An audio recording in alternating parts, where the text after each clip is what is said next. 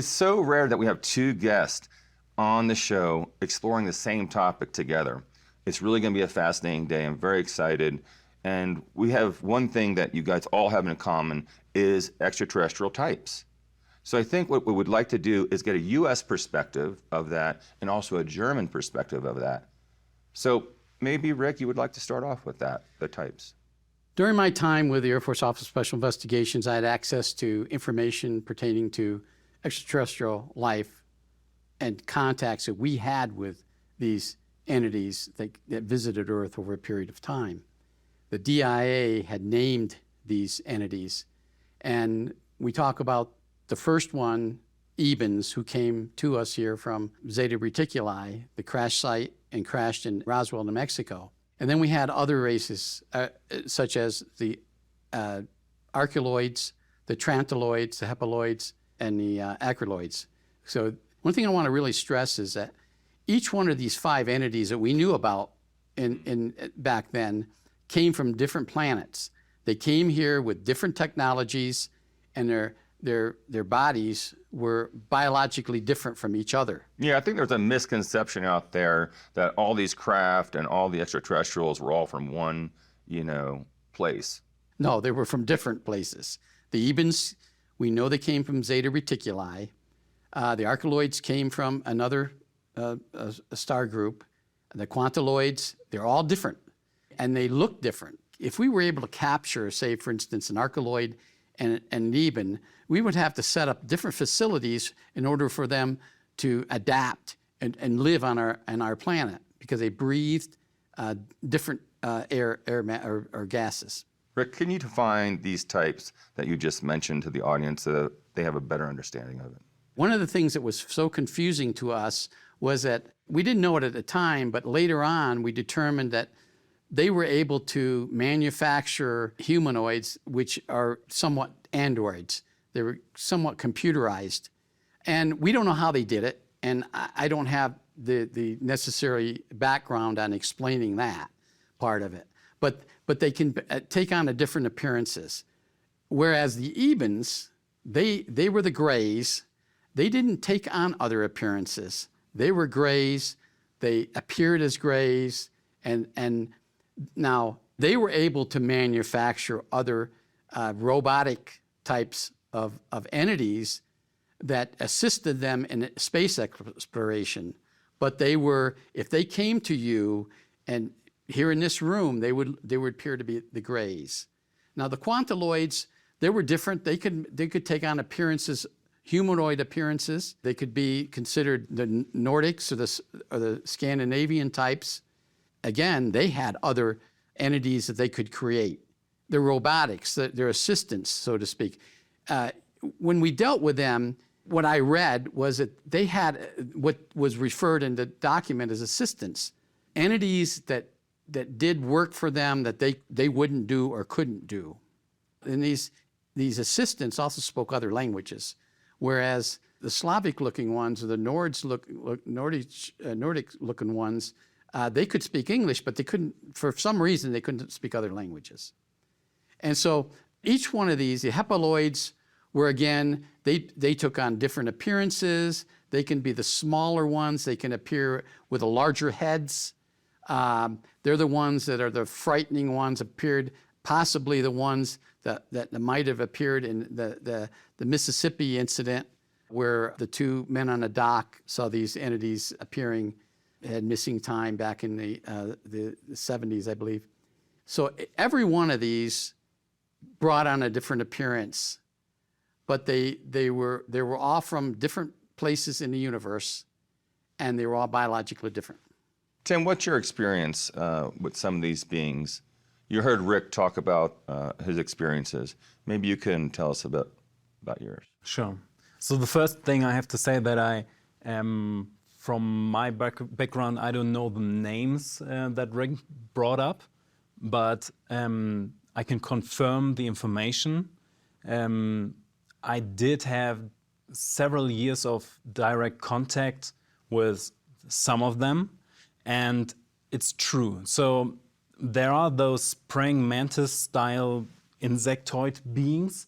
They have an alliance with what I would call the grays. So something that seems important to say from my perspective is that there are ebens and a species that I would refer to as grays. They are both gray-ish from the color, but the ebens are an actually biological life form which needs to eat food. They consume, they digest, they breathe, while what I would refer to as grays are smaller beings, about 1.5 meter, maybe less. The ebens are a little taller, and they are fiber beings, which means they have developed over the necessity to have biological bodies. This is something they got rid of because they felt there's no actual need anymore. That brought some problems to their species. That's also why they are kind of interested in humanity, because humans have from a table of potential evolutionary options, humans rank very high. They have a lot of diversity going on Earth, which means they need to solve a lot of things.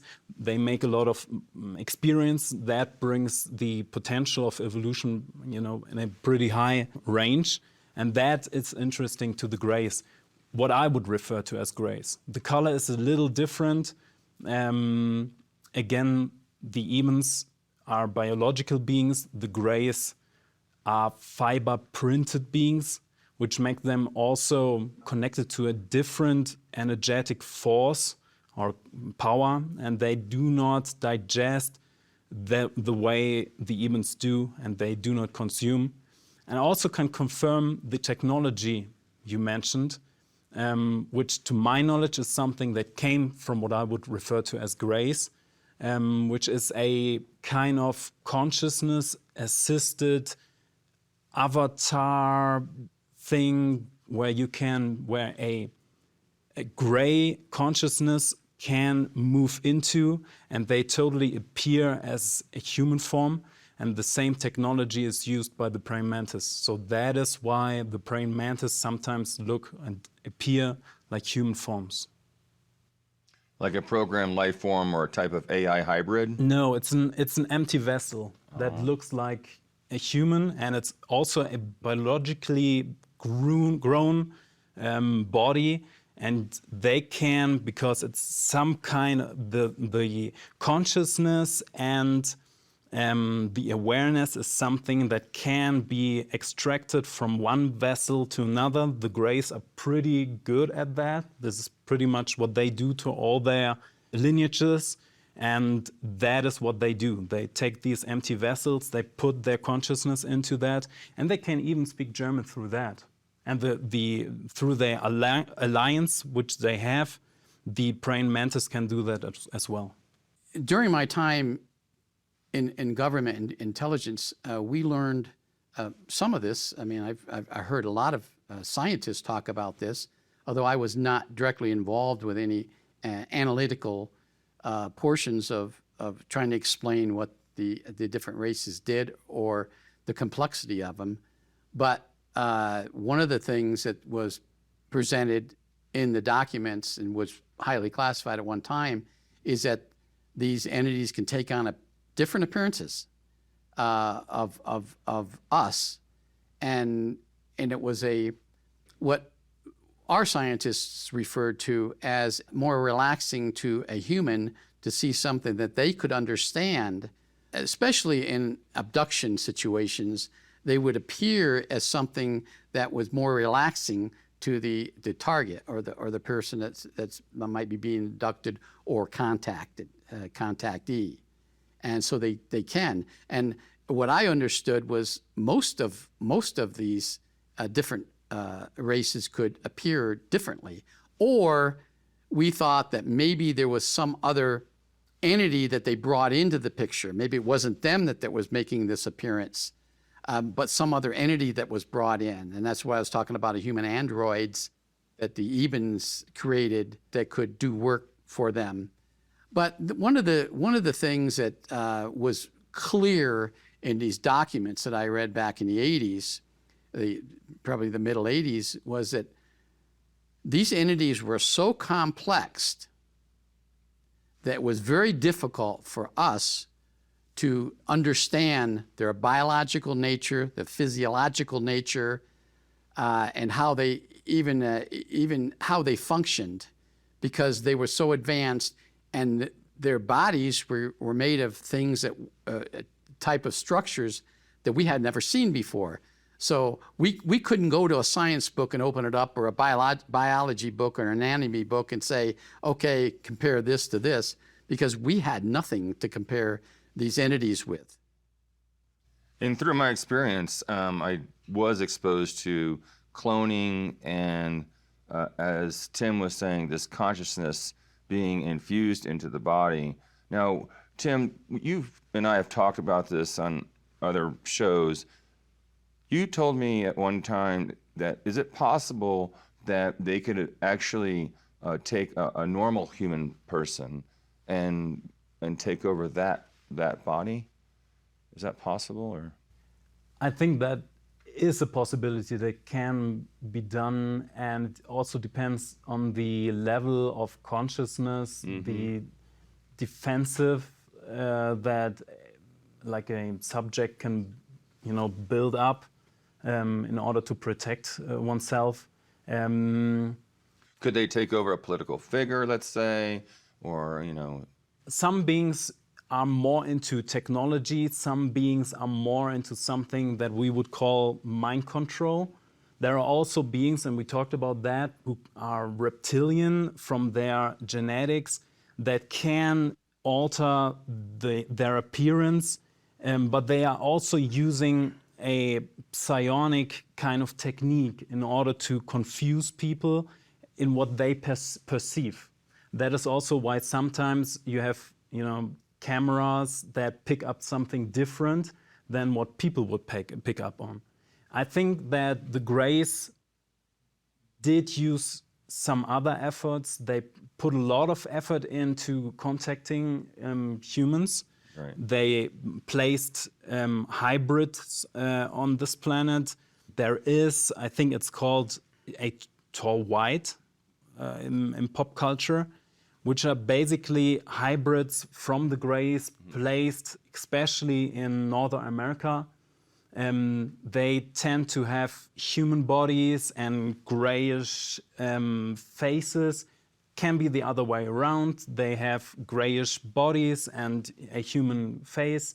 So this is kind of the early stages in the, I don't know, maybe around the 80s, where the Greys tried to, they did a lot of contact with the governments. They felt that other things are necessary in order to communicate with humans. They also came to conclusion, and that is something we had a lot of exchange on, that people react very paranoid and paradox for their view when they so-called abduct somebody. So I think there's a lot of, misconception, at least from abductees on the experience, but also the effort that they made to contact humanity was huge. Right. Rick, what could you tell us more about the Greys and the political figure, and also the documentation that you've covered? Well, one of the actual incident I'm going to talk about is it's something that happened at Fort Dix, an Army base in New Jersey, back in the 70s, whereby we actually shot an ET. But there was a surveillance camera, and there's people have spoken and given presentations on this. Wendell Stevens was one of them. Robert Dean was another one. Clifford Stone talked about this. A number of other different people. So I'm not trying to steal their bandwagon, but so to speak. But one of the things that hasn't really been brought out is that there was surveillance cameras on the perimeter of this base. It was inside the base. It was actually a high top secret facility that this entity was getting into. But on the camera, you see one particular appearance of this entity.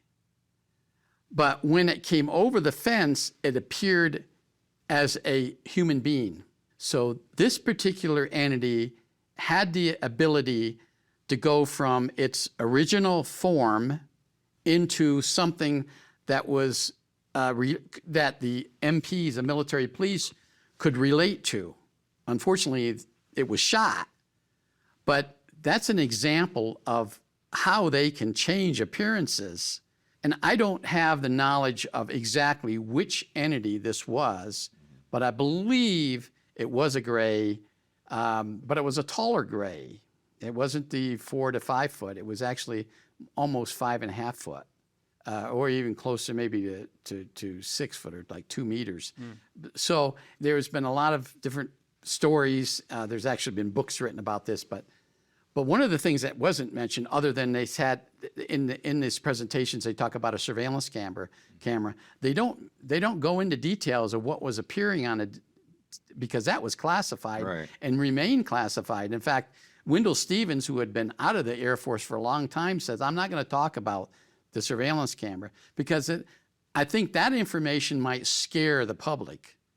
If some entity coming from another planet was able to come here and make an appearance like a human, so you would become maybe friends with or walk up to, and then suddenly it changed into some hideous-looking entity."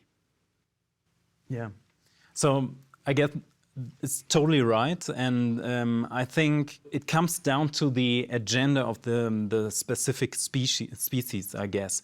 Because at least some of the, not all of them, but some of the more reptilian origin species that interact with Earth, they seem to have, they have a wider consciousness on what's happening on Earth compared to the mainstream common people, human on Earth.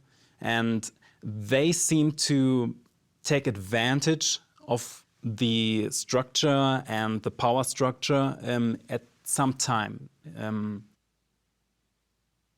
The Greys seem to have a different agenda on that. I'm pretty sure, to come back to your question, Emery, they could produce some kind of clone or something that appears like a political figure, for example. I don't think that they will do that because they have a different approach to humanity. They are not getting into taking advantage of the power structures. Right. They are more into the genetics that are placed on Earth.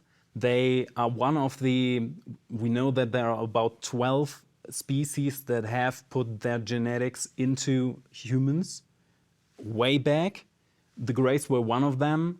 And they also, because they had some spiritual path they were on and they made some mistakes, they have some kind of, their stocks in humanity. Right. And they try to, that's their actual agenda. When we were talking with them, or when I was communicating with them, one of the main questions was, what's their agenda? Are they a threat or not?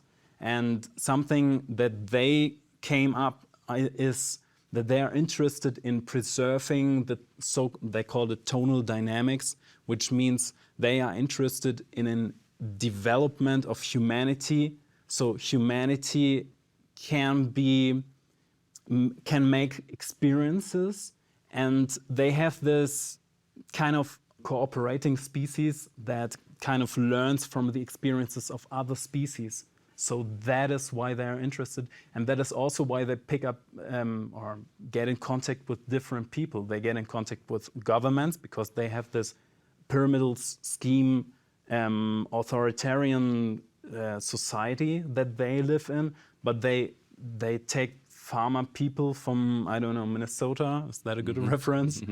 I don't know. Or a business person from New York or something. Right. They don't care about the social cultural position, other than, for example, some other species that have influences on Earth. Now, I've never seen this, but I've heard through many investigators that the reptilians are working with Greys sometimes.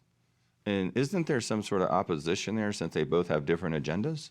So it's hard to figure out when we're saying reptilians, we have like, Right. you know, a huge number of species. Like I already told you in a previous episode, there are some reptilian species that do look like reptiles. They have this, snout or something. But there are also species that have evolved in a different way. They look differently, and we all know that inside of human genetics, they have found reptile, Yes. DNA Absolutely. strings. You know Right. about that. Of course, yes. So, as I said, there are about 12 species. They all have their own agendas, and they have manipulated the genetics of human beings. Right. Could you elaborate more on these 12 species you just talked about? Yeah. I haven't got details on all of them. I know that it's about 12 species, at least that we know of. There might be some other influences that we don't know. But the Greys were one of them. Actually, the Greys, in some way or another, they see themselves as the father species of humanity.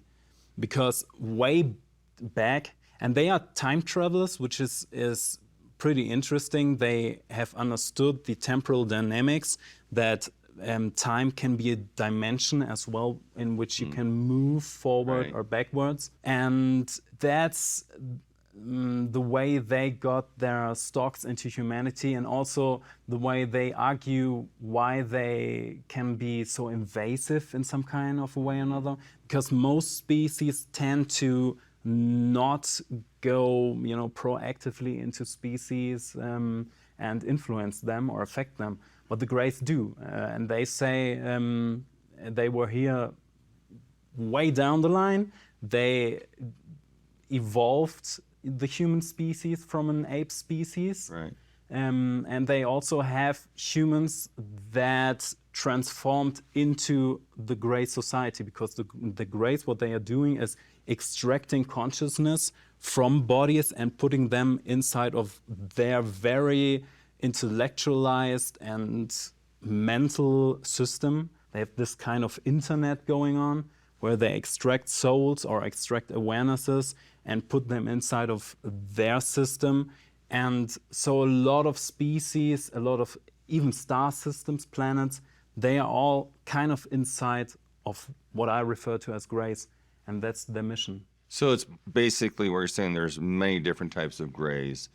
Out of these 12 you're talking about that are different hybrids and races and mixes of, extraterrestrial DNA. They are constantly evolving because of the experiences and genetics they take and extract from other races. They are building upon that. They have this thought, because they go back and destroy their old lineages. They have this thought that they come to a point in the universe where they have connected to everything, and then in the final last step, they radiate or erase their own final last step, and then ascend to a unified universe. Great. So Rick, tell me a little bit about your insights on what Tim just shared. Well, what Tim just shared was fascinating, but Tim opened up what I would call a Pandora's box. There's been things that I've discussed and haven't discussed and won't discuss about my knowledge of the ET phenomena.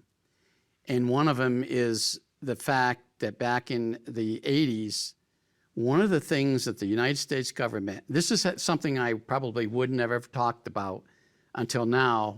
Tim brings it up, so I'm going to tell you it's out in the open, is one of the things that the United States government was very, very concerned about. And this didn't start in 1980. It probably started way before 1980, when we had an Eben in captivity at Los Alamos from 47 to 52. But one of the things that President Reagan was deathly afraid of, his administration during that early part of the 80s, was whether an ET could take over a body, such as a politician's body, and maybe run the government. Right. Or whether they could perform a mutiny, whether these entities could come in and and spread out within the government and Right. take over everything. And one of the things that we started creating in the 80s was biometrics. There was a number of different laboratories that was contracted to develop biometric systems to make sure that a human being was who they said they were. So there was, I think, 5 different biometric factors that they were able to experiment with that they could identify a human as that particular person.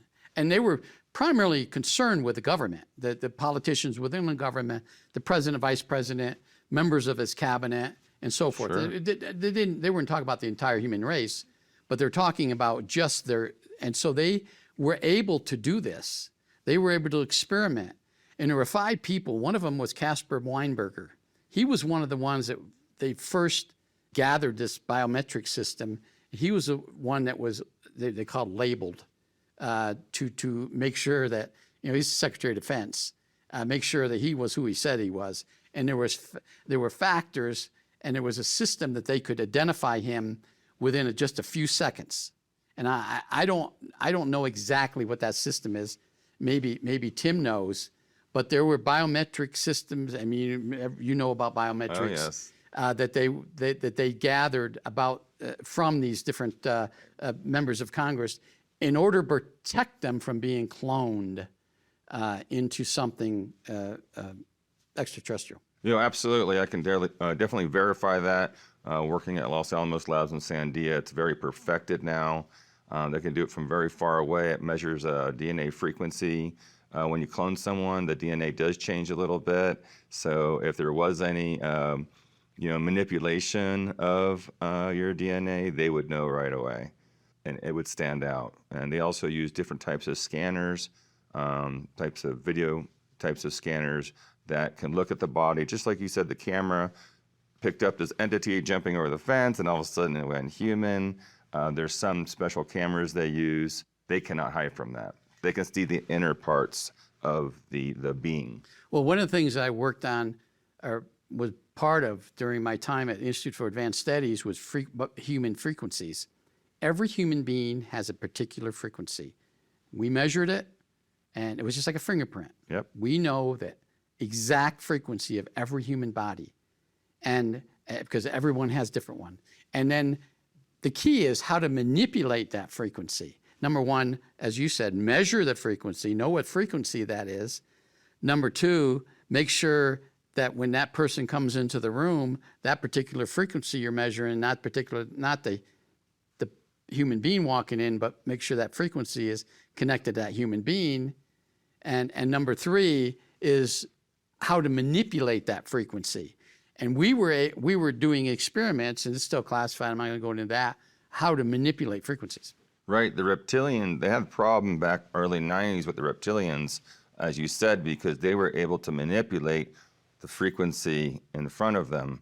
So it could, basically, they could get by some of our, our equipment and techniques to see that, but it was all frequency based. You're both right. It's true. What do you think about that, Tim? So to my knowledge, and you both said it already, there are 2 ways to test it. It's one, the frequency, because I think in the 90s they found out that every entity irradiates some different kind of frequencies. Mm-hmm.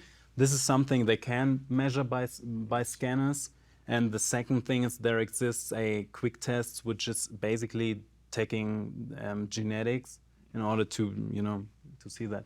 The genetic one is probably more accurate, whereas the frequency one is more global and can take on a wide range of people.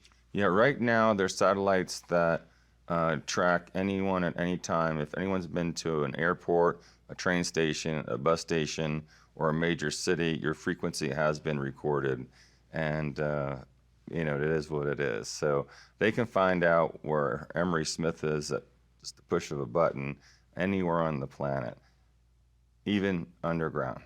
Another thing that as long as we're opened up this box here, another thing that we found back then in the 80s was, in the early 80s was, not going to go into the great details on abduction but not phenomena, but the hybrids, the ETs, and I don't know which one, maybe Tim knows, I don't know which race was able to manipulate DNA in the human body. Of course, back then in those days, DNA was just on the forefront. I mean, we didn't know a lot about it. But they were able to manipulate the DNA to make it look human or test human, but in actuality, they masked it. And I don't know how they did it, and I would be interested to hear what Tim would have to say about how a ET race could manipulate human DNA. So especially what I would refer to as Greys, they are really good manipulating genetics. Also the praying mantis, they both work together. Praying mantis seem to have like a more scientific way, whereas the Greys are really strong intellectual, have a strong intellectual approach to everything and technology approach. And they did that because they were able and are still able to move between temporal dynamics, which means they can, time travel in some way or another. They manipulated human DNA pretty at the beginning of everything. So we're talking about at least 15,000 years ago. At least this is what they say. And they perfected that through the abduction phenomenon at times, which doesn't mean that they, forced genetics upon someone who isn't willing to do so.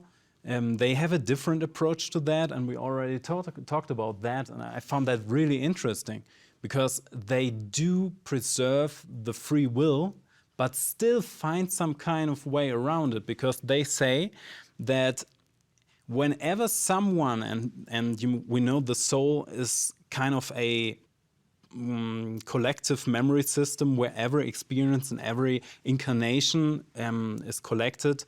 They say if someone is dedicated to the Grey system at one point of its very long and diverse evolution, then they take that as basically the free will. And that often people that got abducted or have been contacted or something, they are kind of, they came to the situation and they needed to reflect on that, and because it's mostly trauma-based, people that have those experiences, they go through a lot of trauma, and totally it changed their lives, and they have to reflect on that. And at some point or another, they might say, oh, well, okay, they didn't hurt me, they brought me back, nothing bad happened, maybe it's okay. And that's when the Grey said, you got it. That's the free will that we needed to pick you up in the first place. I would like to add to your, Rick, in the projects, there's points where we were working on bodies, but our frequency, if we went near the body, would destroy it. So we would be inoculated with their frequency DNA that would only last 4 to 8 hours, so we could get near the body to take the samples. I think that's what Hal was working on. Yeah, I wasn't involved in that part. Yeah, of it, he developed it. Yeah, he developed it. Yes. Yeah. One of the things I want to piggyback on is when we had EBA 1 in captivity from 1947, 1952, there were thousands of questions that we were trying. Once we were able to communicate with him, one of the primary things, and I want to give credit to Linda Moulton Howe, who actually brought this all up in interviewing the former handler of EBA 1. But one of the big questions was, do you have a soul? And once they got through the explanation of what a soul was, EBA 1 said, absolutely, I have a soul. It is eternal. Every Eben has a soul. And and they have figured out how to manipulate that soul. Now, that's all I know about it, but one of the things that I wanted to bring up was, at least the Ebens had souls. The Greys as well. Yeah, it's totally true. And the Ebens, because they are more a biological being, they have personalities, but the Greys as well. This is something that I found pretty interesting because they have gotten rid of their bodies, their biological bodies, because they saw that as a disadvantage to their evolution. But problems came with that. But they all have some kind, at least in the lower fields of consciousness from the Greys, because they have different levels of hierarchies. And in the lower levels, they have personalities. You can feel, you can sense if it's a female presence in the room or if it's a male presence. And it's pretty similar to what we, define as presence, awareness, consciousness, personality. Fascinating. Now, when we spoke about the 12 and the different types of Greys that are out there, are they also working with other civilizations and other beings like the humans out there? Yeah, they absolutely are. One of their primarily goals to kind of their mission is to administer things. So they had influences in different planets, in different star systems, and even taken over some of the legislations and sociological determinations of planets, even star systems. I know from other species that there's a lot of talk about the manipulation thing, because genetically evolving a species can be an advantage, but it also brings a lot of distortion and chaos to a system, which makes things denaturalize. So when we think about human beings, right, which are actually like a ape species, they haven't taken the natural path in evolution, but kind of the Jumped. Exactly, and that brought a lot of advantages, clearly, but it also brought disadvantages. For example, that human beings feel pretty, they're not connected to their nature in some ways or another. A naturally evolved being would be more in a harmony with their nature, whereas human beings, they're pretty artificial in the way they behave.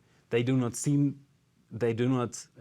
themselves as animals. They see themselves as special and something, and that makes their whole system on this planet pretty artificial and creates a lot of chaos. And yes, they are in contact. The Greys are in contact with different planets. They have done genetic manipulation on different other species, a whole lot of other species, and there's a lot of discussion about that, if that is okay. Amazing. Now, Rick, let's talk about Even One. Remember, you had some other additional information about how that unfolded.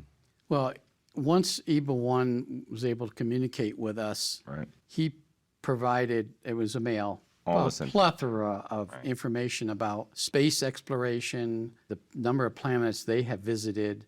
They were explorers. Right. Even One identified himself and his team, that of course the other ones died in the crash at Roswell, as explorers. Their job was to explore, and they knew about Earth because they had been visiting Earth a lot for supposedly 2,000 years. So they come back and kind of check on the evolution of the planet. But they have visited many, many, many others, but their job was to explore and make contact and not manipulate the planet or change anything on that planet, but observe. And another thing they were interested in was technology. Now, you got to understand, in 1947, we weren't able to even perfect the jet engine at that time. Germany did, but the United States hadn't quite. Right. But here the Ebens are, they were able to travel 38.5 light years in 9 months from Zeta Reticuli to our solar system. They have perfected space travel, and they tried to explain it to us, but we weren't able to understand them because we would have to learn their science And even though our Los Alamos scientists, Sandy and other scientists, were eager to listen and try to determine how they did this. And another thing that was difficult for EBA 1 was to explain to us what their time system is compared to ours. I mean, they didn't go by months and years, days and hours. Their hours were different than us. So there was a lot of complexity. And I think that their handler and what Linda Howe had said and written, we were smart enough to try to figure it out. And we were able to, our scientists at Los Alamos, hey, we made an atom bomb. We figured out now that what their time system was and what they were capable of doing. And one of the things that EBA 1 stressed to us was, we're not here to hurt you. We're not here to harm you. We're not here to attack you or take you over. We're here to study you because we've placed you here, and now we want to look at your evolution. And they've done this with, according to what I read and what EBA 1 told us, was we've been exploring the universe for thousands of years. Yeah. Correct me if I'm wrong. Didn't they also give us some technology, like a device of sorts? Yes, they gave us a number of different technologies. One of the things that we found in the crash site at Roswell was a plexiglass, a thick piece of plexiglass, and we thought it was plexiglass. We weren't, I think, at the time, because he died in 1952. We had so many artifacts that we found at the crash site that he was trying to identify, but he wasn't able to explain things to us. You got to understand that he's coming from a different solar system, a different planet, a different sociology, a different we wouldn't even science. understand the physics or science behind Exactly. it. It would take forever. Yeah. It was an energy device, Right. and we've have it, and we've experimented with it. One of the things they did at Institute for Advanced Studies is identify it. But at the time, we couldn't figure it out. Eventually, we did. But they also gave us other things that they gave it to us, but unfortunately, at the time, EBA wasn't able to explain to it. How do we explain to a cat or a dog or some other a lower caveman, what a computer was? Right. And they had one of those, and they couldn't understand. He couldn't explain exactly how these things functioned. Eventually, we did. He gave us a lot of things, and over the years, we figured out that one was a computer, and one was an energy device, and some were fiber optic systems, and I think there were some things right now I'll bring up that were able to transmit a signal from one point to another point from distance away without connecting them, which we have now called wireless, of course. But they had this kind of a system of wireless, but we at the time couldn't understand what it was. I think in contrast to the Greys, the Ebens were a pretty defensive, non-invasive species. That's what I've experienced. And the Greys are more proactive, more pushy in some kind of way, which I've found pretty interesting. But they still stick to their own rule set, which is pretty exotic to the way humans understand things. I mean, I cannot stress that enough, that thinking it would be okay to go in someone's bedroom, sleeping room, and observe a human being sleeping or interact with them. To the Greys, that would be totally okay. And they didn't understand the way humans react upon that. And I don't think, although I'm pretty convinced that Ebens have observed humans very, very profoundly and very accurately, and understood how facilities work, how how people live, how their take on houses or something, and maybe I think they even went into houses, but they wouldn't stand aside of a bed observing someone, and the Greys would do that. The Greys would be totally fine, and this was something to communicate with them, to say, look, you cannot do that, because people naturally would freak out. They wouldn't understand. And that was something that I found really interesting. Tim, also share some of the technology that you have been exposed to, some of the extraterrestrial technology. So I think that the Ebens would have never made direct contact in the way it had appeared in Roswell because of their observing and non-invasive way to think. But once it was made, you said it already, they brought a lot of technology to humans. They also have their genetics and inside of human beings, the Greys as well. They both have been at war for several thousands of years because they both come from the same star system of Orion. Yep. This is finally over, but at that time, I think that a lot of satellite conflicts in some way or another were taking place on Earth between these two species. But you were exposed to some technology. Oh yeah, technology. So the Greys gave human governments a lot of technology, while still getting back something for them in order to get in contract with the Grey system. As I already said, the Greys, if they could, if people would ask them, they would love to administer everything in the universe. They are so, they have this thought system of, getting everything into a cohesive, homogeneous direction in order to get the universe into the most efficient evolution that's possible. Sure. But what specific technology did you have hands on or were aware of that you actually seen? So one thing was this kind of tablet, because at that time they already were able to use German language, probably English as well, Russian as well, probably also Chinese, even if I don't know about the Chinese. So they were handing out these kind translators, like? It was some kind of, they used those tablets where at one side you have the hieroglyphs that they are using. At the bottom you have the German translation, which is often a bit off. It's like putting something to a computer. It's broken German. It's a bit broken. It's a little confused. It's not broken. It's from the grammar is perfectly, but things are just sometimes a little out of place.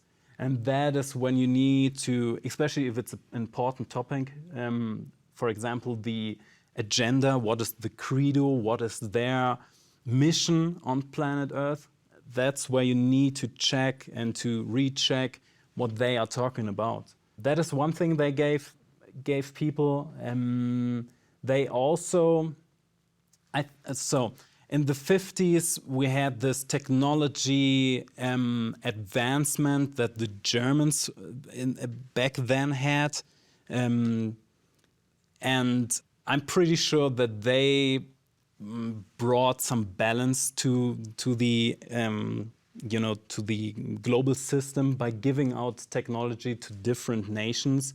For example, I don't think that the United States would have had access to operating and flying machines if the Greys would have had thought it would be beneficial to place that there at some point.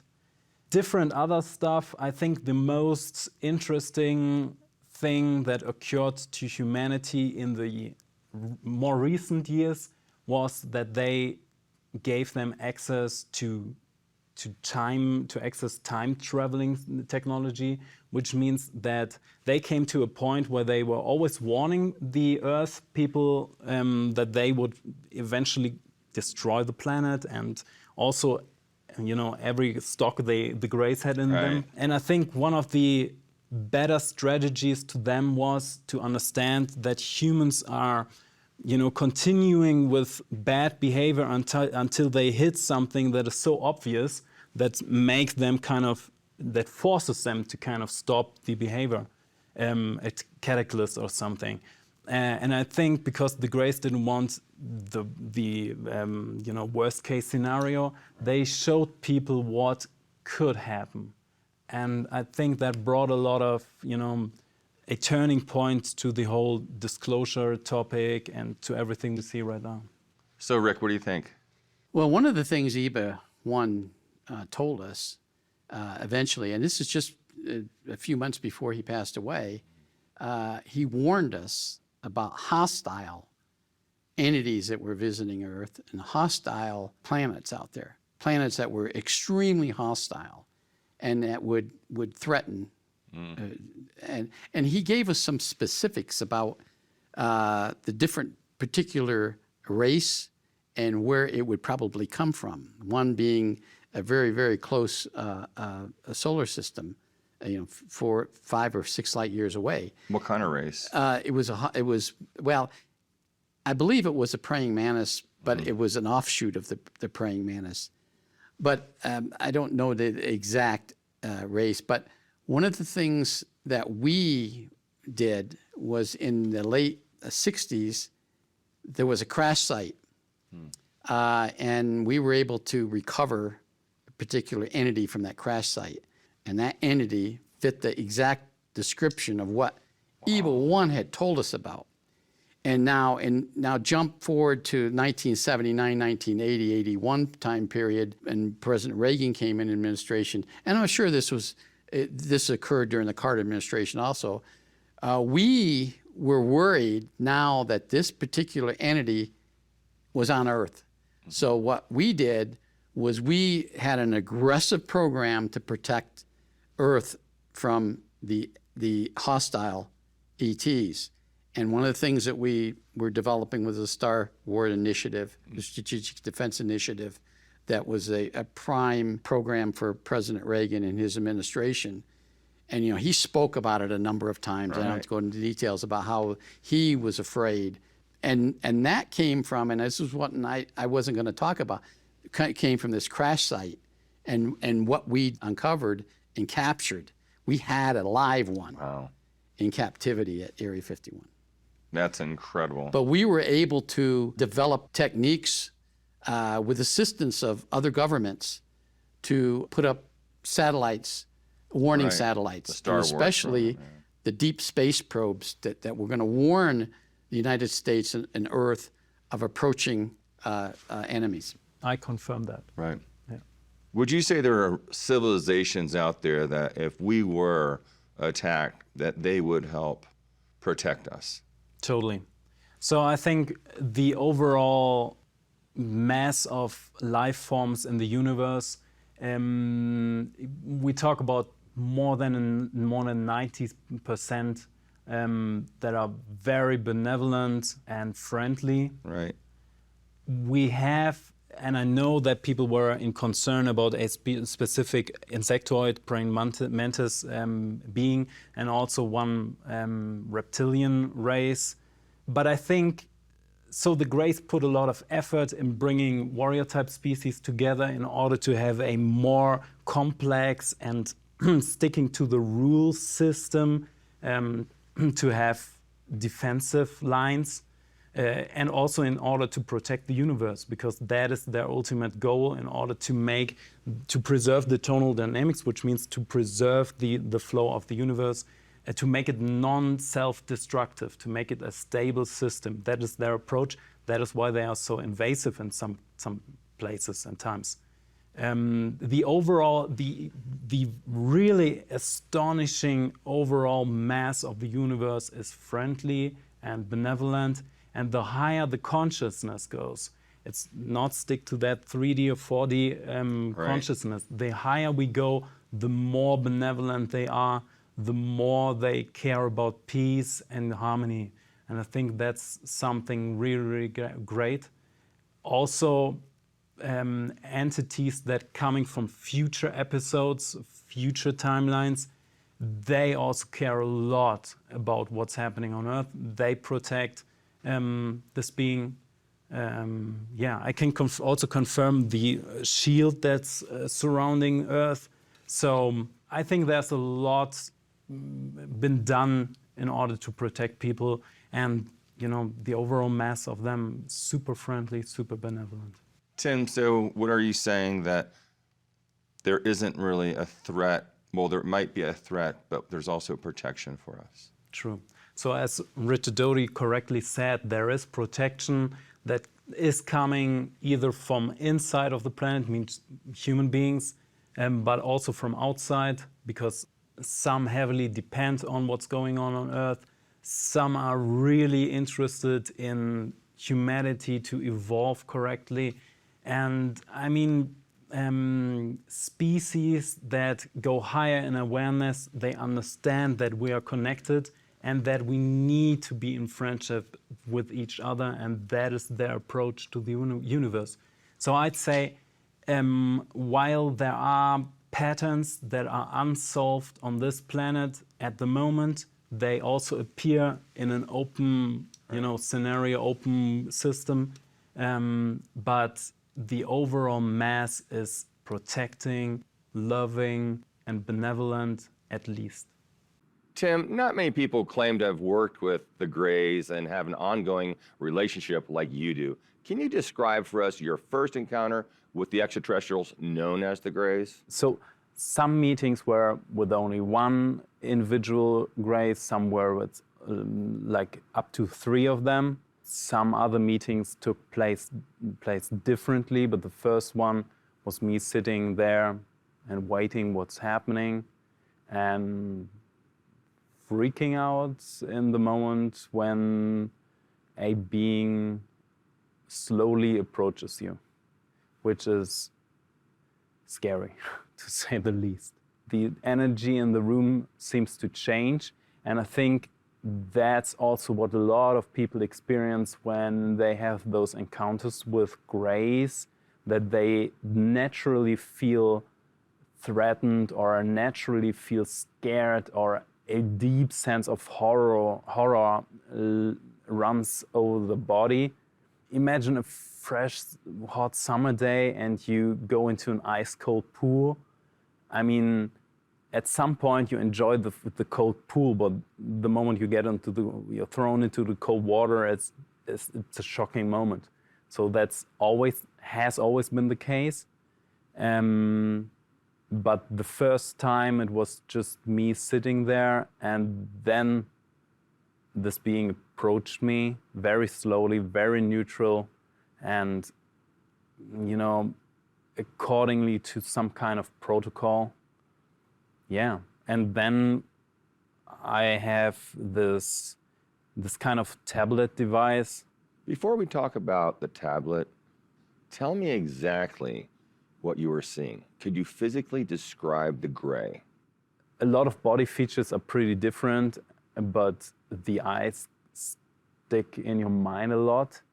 Are they frontal eyes or located to the side, tear-shaped or almond-shaped? So they are almond-shaped, pretty darkish. I don't think that there's a pupil. I never did any anatomy on something, so I didn't say, hey, come on, But it's a grayish, whitish color of being. The skin it reminds me kind of the skin of dolphins. So it's actually a fiber body, which it's not that fleshy maybe as the meat of a dolphin. And they also seem to have some kind of film over their bodies, which is transparent, which seems to be some kind of clothing, which might be just functional, because it appears to be naked. He or she, whatever, appears to be naked. The Grey, being the puppet, appears to be naked. How many digits on the hands and feet? It's 4. 1 thumb and 3 fingers. No nostrils or lips? Oh, they are lips. They do have lips. They do not have a nose. Ears? No ears. No ears. It's standing or sitting in front of you? Standing. Yes, and I've never seen them sitting, actually. How do they walk?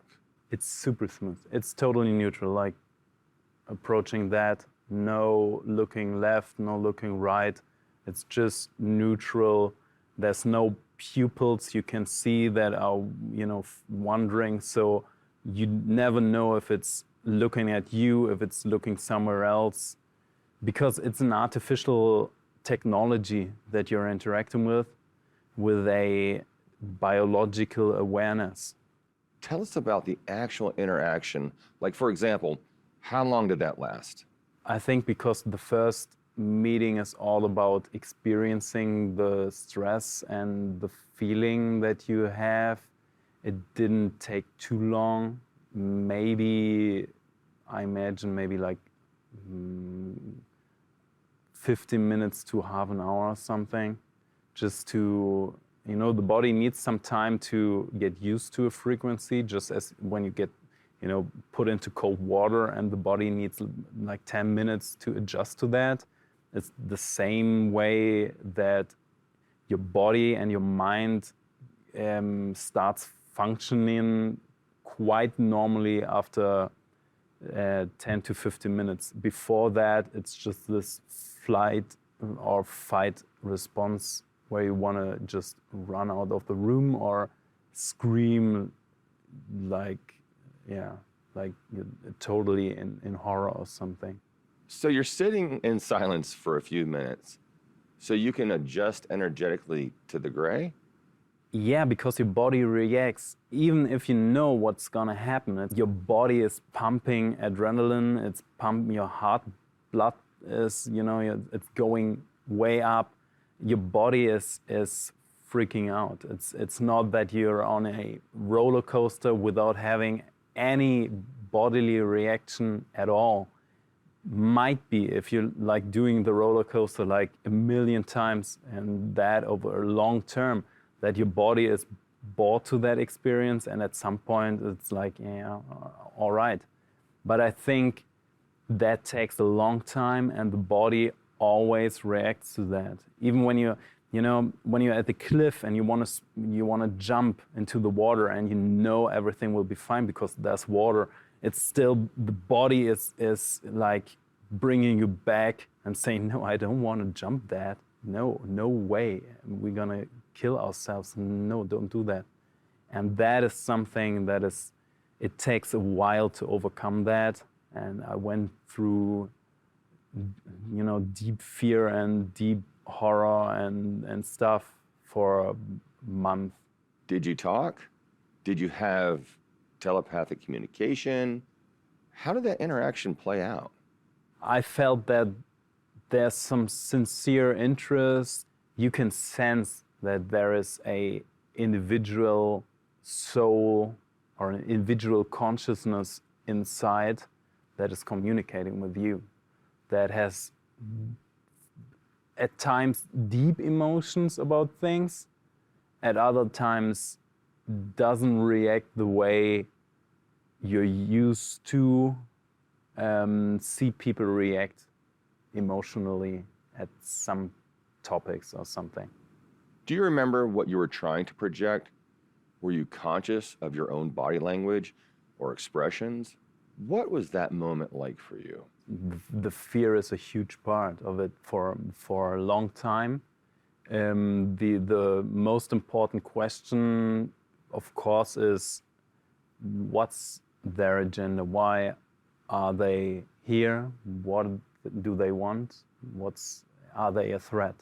And I mean, I'm here in a diplomatic way, but do they sense that? Do they know that? Until at some point you start to, get into conversation, which means, getting answers in some way, and then analyzing and feeling and going back and forth with information until you have something.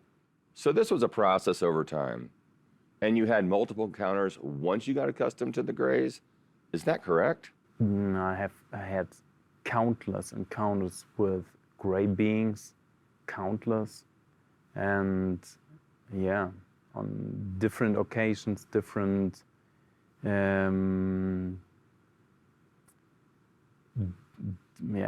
different information levels that they showed me, gave me, yeah. At what point were you communicating together, and what was that communication about? So I'm leaving out a lot of the trauma work that I, have done upon myself. But I mean, one key moment for me was to realize that we're all connected, and it's like a friendly approach to understanding a different part of ourselves. And I think that helped me a lot at that moment. And when that happened, communication changed a lot. And I also think that a lot of people that had encounters with gray aliens or aliens in general, when they have come to a point where they realize nothing bad happened, and maybe it's an interesting experience, we can learn, we can help, we can grow together, then something projects from the heart and maybe things are differently. What were the first words that were actually spoken? I've rarely heard them speak. They were using this kind of tablet that has hieroglyphicals on the top side and German words on the bottom. I think there are many different versions of written language that the Greys use. At some cases, they were using this written hieroglyphs that appear on the screen that is somehow connected to the awareness of the person that is using that. They also are using telepathic, thought-based communication. So there are different hieroglyphs and different sets of an alphabet that the Greys are using in different situations. You suggest that it interacts like an individual and not a collective or hive consciousness. Is this correct? Almost. It's the best one can describe it compared to the human experience of awareness. It has, at least in level 3 consciousness and level 4 consciousness of the Greys, and they all exist at the same time, so it's different than the human experience. They have to make their way up the line, but the highest consciousness is also the most successful and stable, master line of the Greys, and it's giving information down to the Greys. So while, and they pointed that out very clearly, everyone in the system of the Greys is free to choose every experience and do whatever they want in order also to gain credits, which is their kind of monetary system. But the goal, the vision of the species, where are we heading as a collective, that is given down from one specific being, which is one master line, and they have 3 of these master lines in order to protect the stability and the success of the whole community. Would it be correct to say they're free-thinking individual souls like us, but their body has had modifications to where it is now a more synthetic being? Yeah, so if we're thinking about this triad of body, mind, and soul, the body is clearly synthetic and artificial. They got rid of the biological part of this triad, which brings advantages, but also is not natural and has a lot of problems to it in the way natural evolution is thought to be, whatever that means. I would say that the soul level, which actually describes something as a container system for all your previous and future and present experiences, that kind of kicks in when a consciousness unit is ready to develop a soul, and also when it's not evolved enough to take consciousness and willing decisions in accordance to the triad of those conditions. That the soul level might be a little different because they commit themselves to a master line, which means that the most successful collective soul, which is not quite accurate but describes it a little bit more, is the one that gives down information on every consciousness unit. But other than that, the consciousness part and the awareness and the individuality of one Grey might be pretty similar to what people on Earth are experiencing, because some previous humans have already decided, to go from a human experience directly to a Grey experience. The Greys, they do have a consciousness, a individual biological awareness, just as humans have, and even some kind of personality, because most of their consciousness units has made some different other experiences on other planets, in other dimensions, on other realities, and they decide to commit and to dedicate themselves to the Grey system. So I'd say if you're talking about an android, this is a being that is computerized and not having a individual personality, while the Greys only decided to eliminate their biological bodies and presence in order to have artificial bodies that they can maintain or substitute in whatever form and way they want. Did the Greys have recreation? What do they like to do for fun?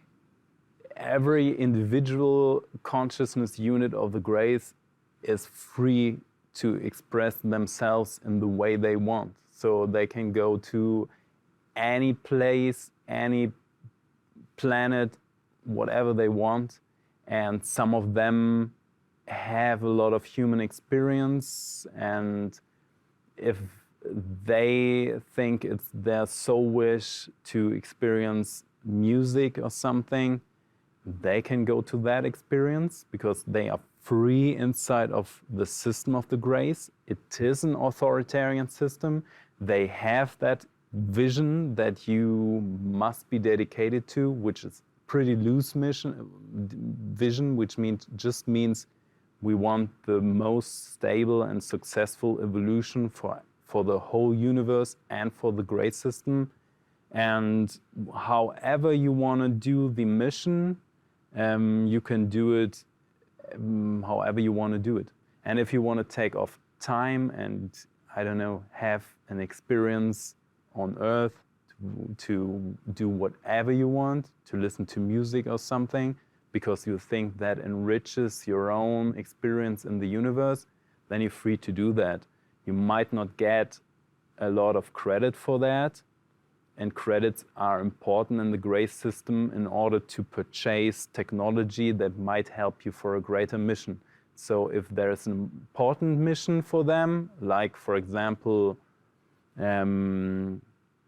administer a certain planet or even administer a whole star system or something, you might need like a whole fleet of craft and a lot of warriors and a lot of, I don't know, whatever you want, and that you have to purchase.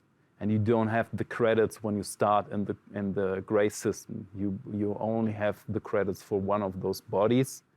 And when you break that, you need another one, because your soul gets, or your awareness gets, extracted from that back to the headquarters of the Greys, and you can then use the credit system in order to get another of those puppet bodies to go on another mission.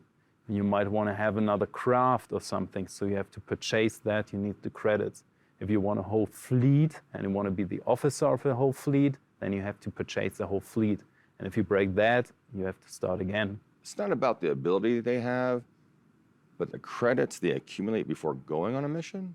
Yeah, it's like you have all these kind of missions in the headquarters of the Greys where they say, oh, that planet is interesting to us because it has a very high probability to evolve into a stable timeline where when we have our genetic material and our evolutionary material in there, we can also benefit from their evolution a lot. So that planet is important to us. It might give you that and that big amount of credits when you succeed. So you get credits, and with that credits, you can buy whatever technology the Greys are producing. And with the technology, you enhance the chances to be successful in the mission.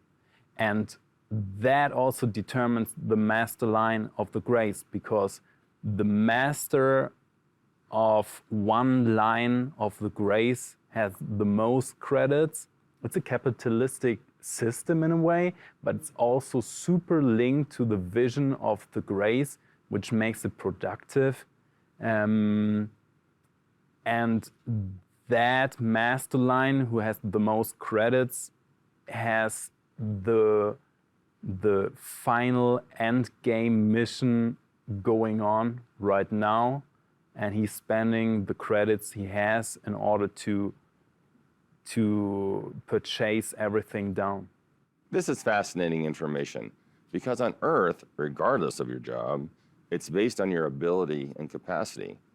What I'm hearing is if I pay enough credits, I can get the job or the mission? No. So the thing is, the Grey system still benefits from talent, personal preference, diversity, and the soul factor of personality. If you have two people on Earth that go to the same medical school and they both study medicine, then two people might be very different doctors. One might be a much better healer than the other one, which is not only the education, it comes to the personal preference. And we see that in the universe a lot by the way personality is built and constructed, that we have people that can be the best version at some place in the universe. But the Greys prefer and benefit from people that do things where they're good at and where their interest is. If someone is dedicating their soul mission and their soul path to the Grey system, they do not need to be part of big missions. They could also do something, in the brighter mass of everything. So if someone from Earth, for example, is interested in healing work or something, and they decide to go to this kind of Grey system and get extracted from the body and get put into the Grey community, they still can do every healing and medicinal mission that they have in their headquarters. They will probably receive a less amount of credits for what they do. They could also, just enjoy life or do whatever they want, just incarnate somewhere and, listen to music all day and just relax or do something like that, if that is what they want. But they will not receive as much credit, probably none of it, for the overall vision of the Greys. But if you feel like you have a tactical understanding and you're interested in administrational stuff or governmental stuff or something like that, you might want to go to a huge, mission which is worthy to the Greys. And when you succeed, and only when you succeed, you get a lot of credit for that. And when you get credits for that, you get promoted automatically when you succeed in that mission. But probably if someone hasn't, got enough credits to buy the stuff they need to succeed for that. So just imagining like a military mission or something, you need a whole fleet and you need a lot of warriors and a lot of stuff to do that. I mean, you could take on that mission without having any credit at all, but you probably will fail and you will get no credits. So there's no promotion chance. Are you suggesting that a military mission is determined by who has the most credits accumulated over the best strategist, for example? The more credits you have, the more the overall vision of the master line moves into your direction. If one has a lot of credits, he's pretty high in the position of the Grey community, and he can determine a lot how the whole species go to or how they evolve. And at the top position of this lineage, you have one individuum that gives down everything. It's a pyramid scheme. And they have 3 of these in order to ensure that if one fails, they have 2 backups that reach back and rebuild it. So it's 100% successful. At the top of this pyramid power structure, is it the most intelligent leader at the top, or is it the person with the most credits? It is the person with the most credits. So if Earth is a pyramid structure, would Elon Musk and Jeff Bezos be at the top? If Earth would have... So first of all, I think that the economical system that we have on Earth is something that people have from the Greys. We see that a lot, like, for example, the World Trade Centers, they used to be aligned with Orion. We have the Orion Center, which is referring to Orion. So I think there are a lot of references to the Orion star system, which might be evidence that the economical system, the capitalism that we have on Earth is something that is inspired by the way the Greys do it. The Grey system combines the economics with the overall vision and the hierarchy, the hierarchical system of the society, while we have a lot of mess on Earth, which means someone who has a lot of dollars doesn't need to be the most productive man on Earth for bringing humanity forward, while that being, that individual in the hierarchy of the Greys that has the most credits is the most stable timeline on their master line and is like, you know, dictating everything down, because that is the one who everyone else follows in order to have the most stable evolution in the universe. When we last spoke, you needed to be vague about certain topics.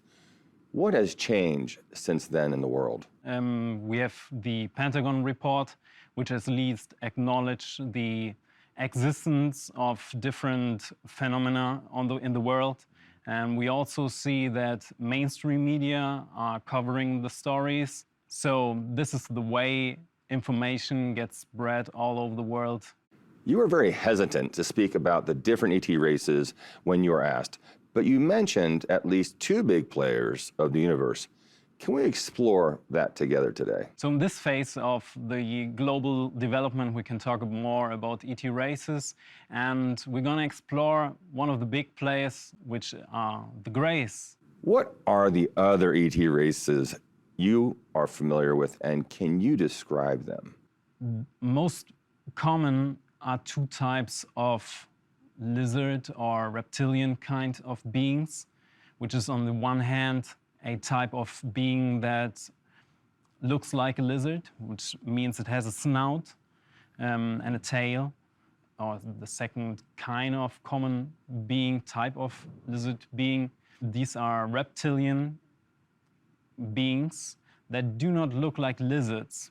They do have some other type of structure they developed over that. You wouldn't say that this is a lizard.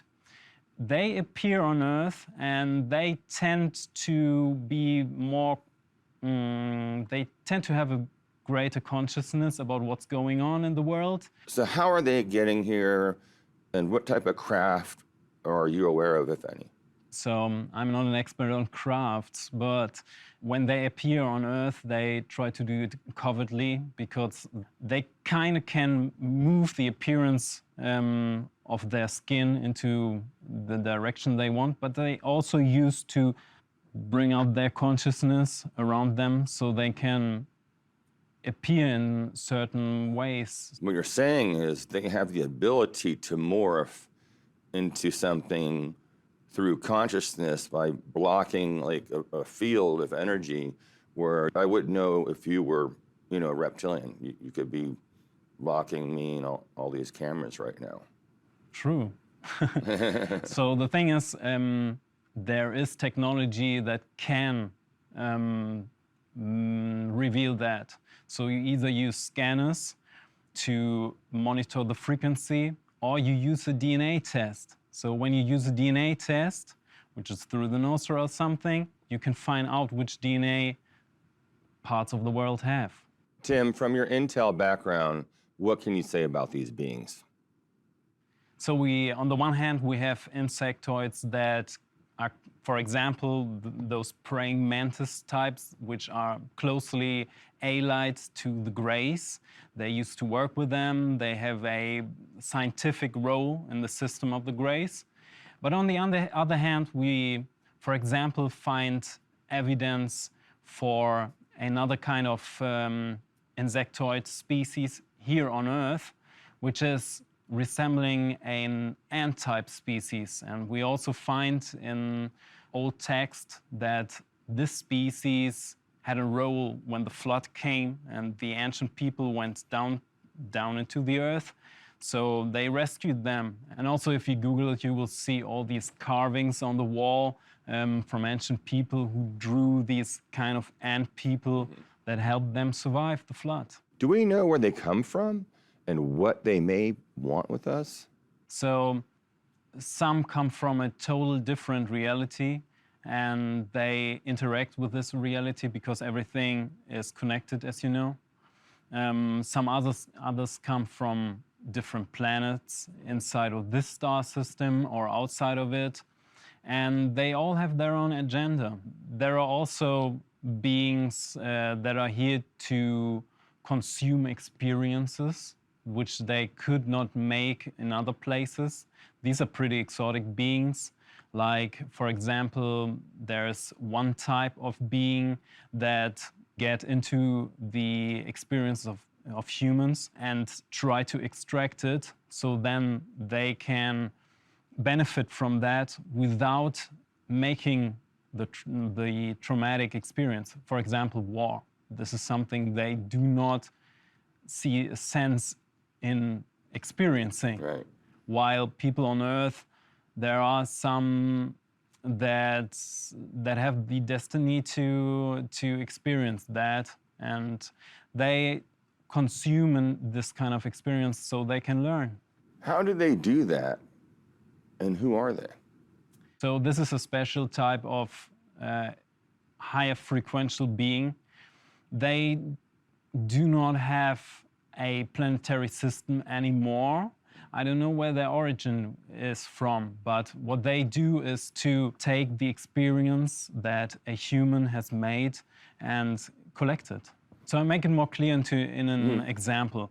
We've found one military person. He was kind of drawn from his craft and was away. So we've learned that this interfrequential being used technology to draw the consciousness and the experience of somebody.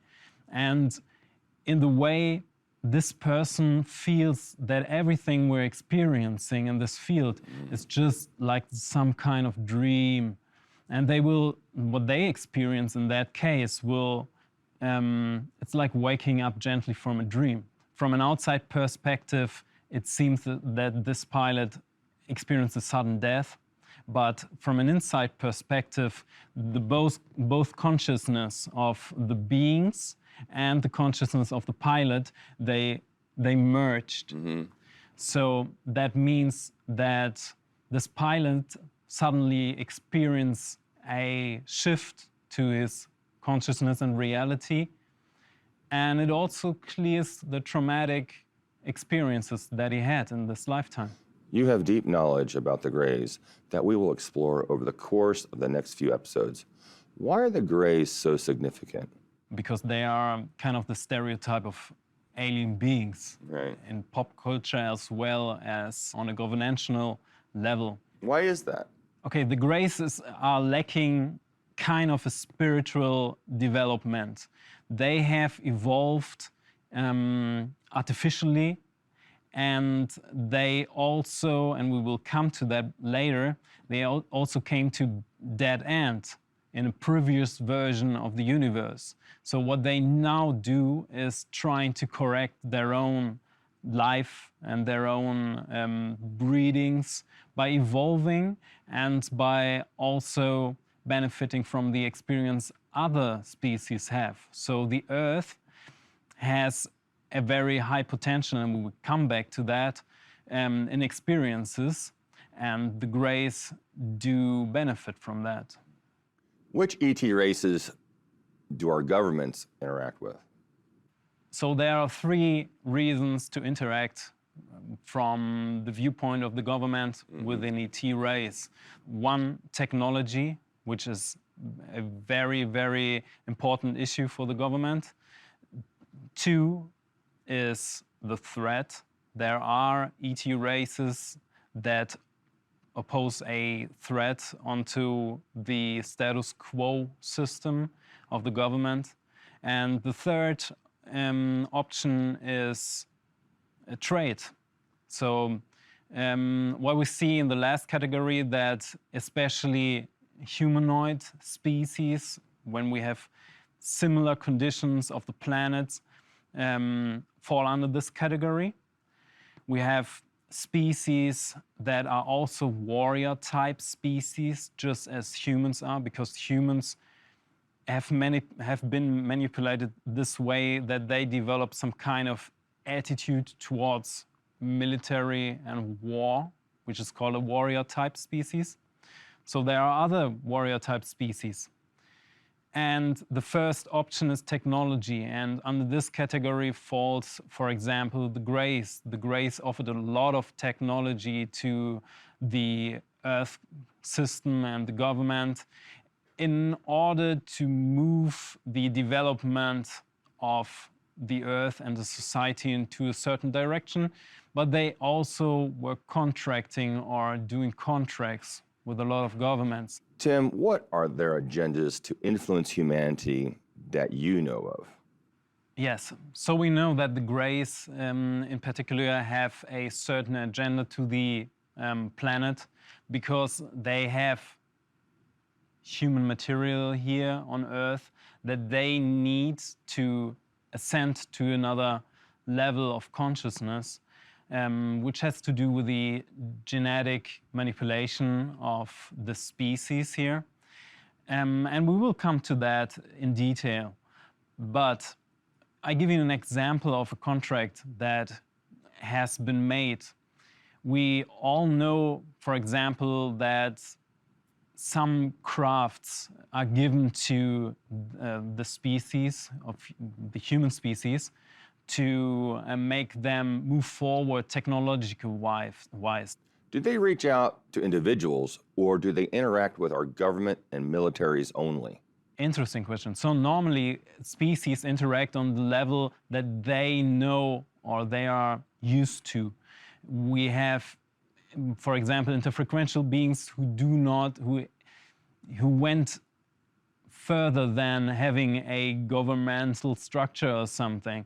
So they tend to communicate on a different level, mostly on an individual level.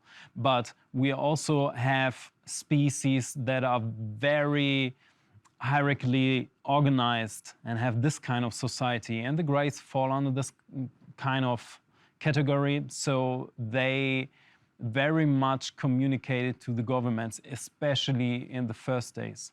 So, Tim, in what way are they influencing us on Earth? One thing that the Greys always have been very cautious about is the health of the timeline and the development on this planet. In the last step, what was really important was giving out an outlook on what the future will be. And this is a technology, you know, from Einstein and physics, that moving through time is something that is theoretically possible, but in mainstream technology not been done. And back in the 1930s, we had a lot of discussion about the theory of time travel, especially in the German kind of approach to physics. But also, and I think this is nothing new, the Germans back then, so we're talking about the Nazis, were experimenting on that. They had different experiments on time travel. They did not succeed on this, but when we're talking about the Greys, they are indeed a time travel species. And it's not the only one. There are different time traveling species that have influenced the human history a lot. So this was a tactical move from the Greys to show how to use this technology while still keeping something for their agenda, giving it to the government. Do they reach out to individuals, or do they interact with our governments and militaries only? That depends on the species. When we're talking about interfrequentials or higher frequential beings, they usually tend to interact with subjects or individuals because they tend to have developed further than having a society in that way. But when we're talking about authoritarian species, like the Greys are, they are used to reach out to governmental structures. So that's what they did. But we also have manipulator species, and they do reach out to individuals, which are kind of the breed. So, I mean, when we're talking about hybrids, there are a lot of hybrids on this planet. And for example, some reptilian species are doing manipulation on the genetics of humans, and they also have mostly genetically influenced reptilian breeds on Earth. So in order to prevent that these breeds get lost in the trouble and busyness of the planetary system, and also in the challenges that the installation that we have on this planet right now, which is going to be removed, they reach out to their breed and they communicate with them directly. So coming back to your question, we have authoritarian species that are reaching out to the government because they are used to communicate with the government. We have interfrequentials who reach out to individuals that are on a kind of spiritual path, for example, or are open-minded enough, or even receiving some ideas that seems to come from nowhere, but they are clearly communicating with them. But we also have some species like reptilians, also the Greys and different others that are reaching out to their own breedings or hybrids. Which of these ET races are adversarial towards humans versus supportive or neutral towards us?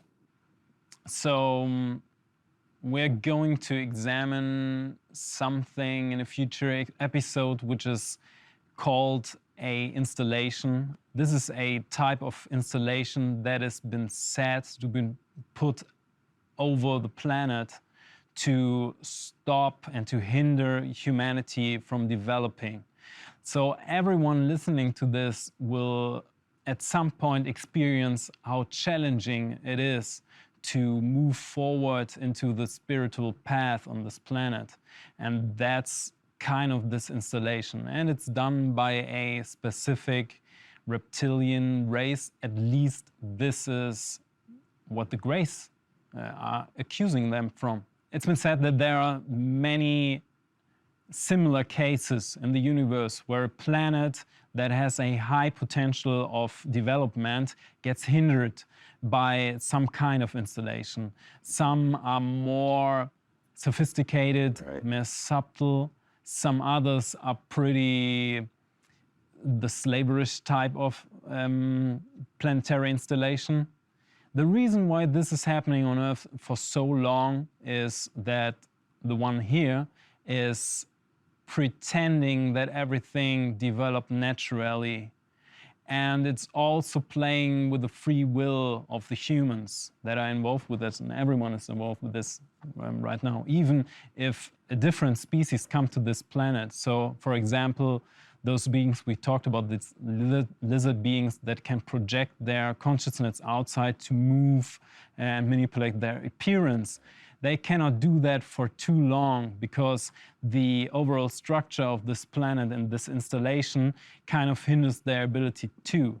So it's not that only humans are affected by this, but also every other kind of species that gets into this planet. And so what we find is that some species that have already been liberated, they also tend to be very, very helpful in removing installations and hinderings all over the place. Who are these ETs who actually install the installations? It's been said that this is a special type of reptilian race that knows that humans have a very high potential of development, of evolution. There is a model that defines the overall potential of evolution of species. And humans, especially those humans here on Earth, tend to have a very, very high potential. They do not live up to that yet, because this installation, which has been put here for thousands of years, is hindering them. Are there beings out there that support humanity and are working against these installations? There are, Emery.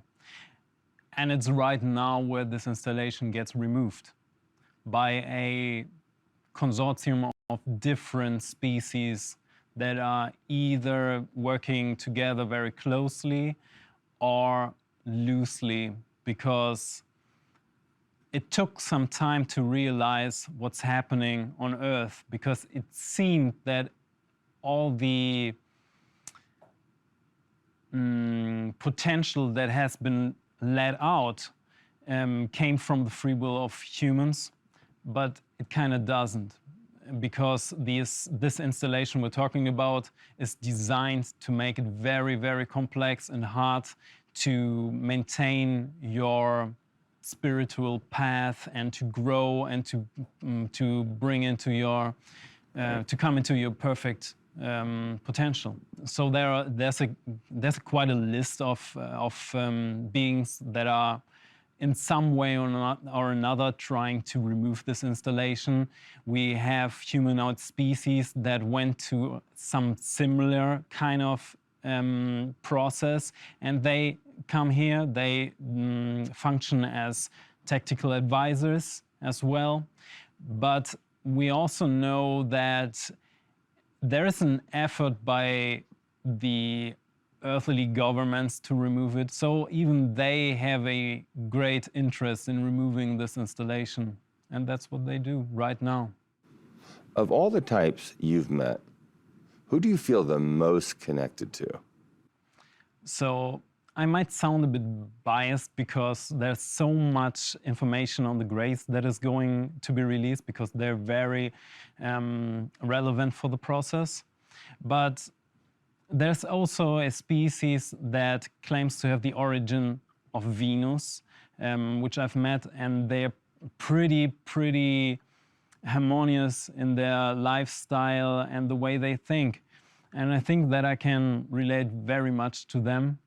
As well, there we will explore what we call the being six in an upcoming episode, which are blue beings, and we're going to reveal where their origins come from.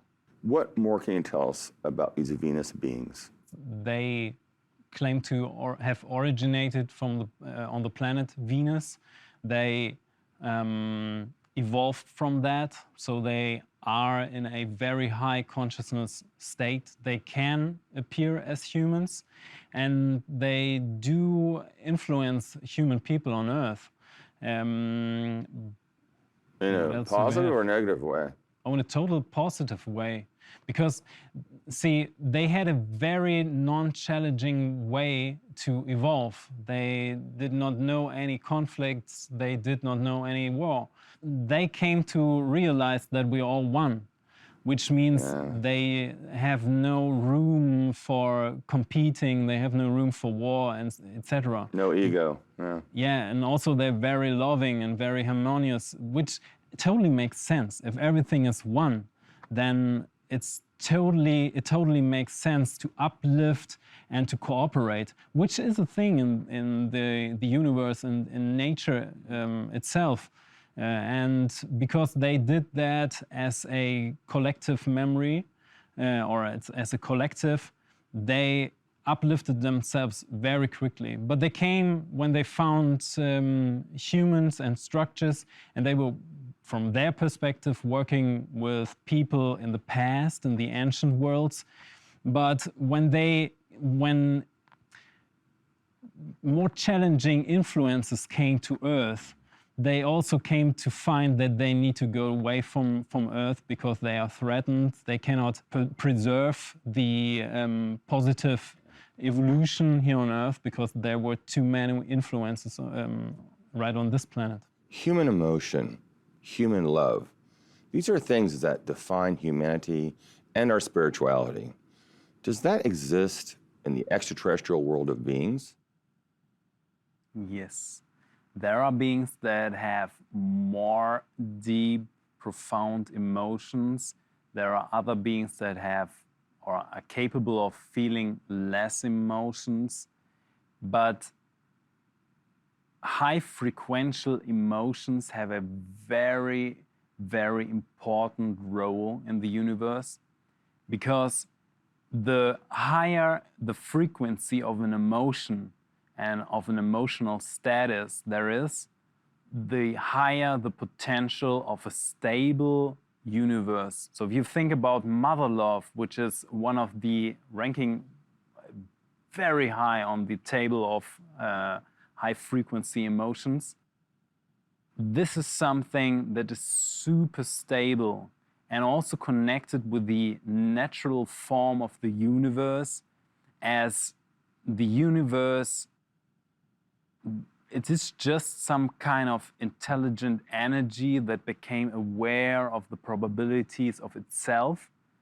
But through gaining mother love as a driving factor, it becomes so compassionate and so connected with the creative force and with every one of us, that this is something that really keeps us alive, makes us stable.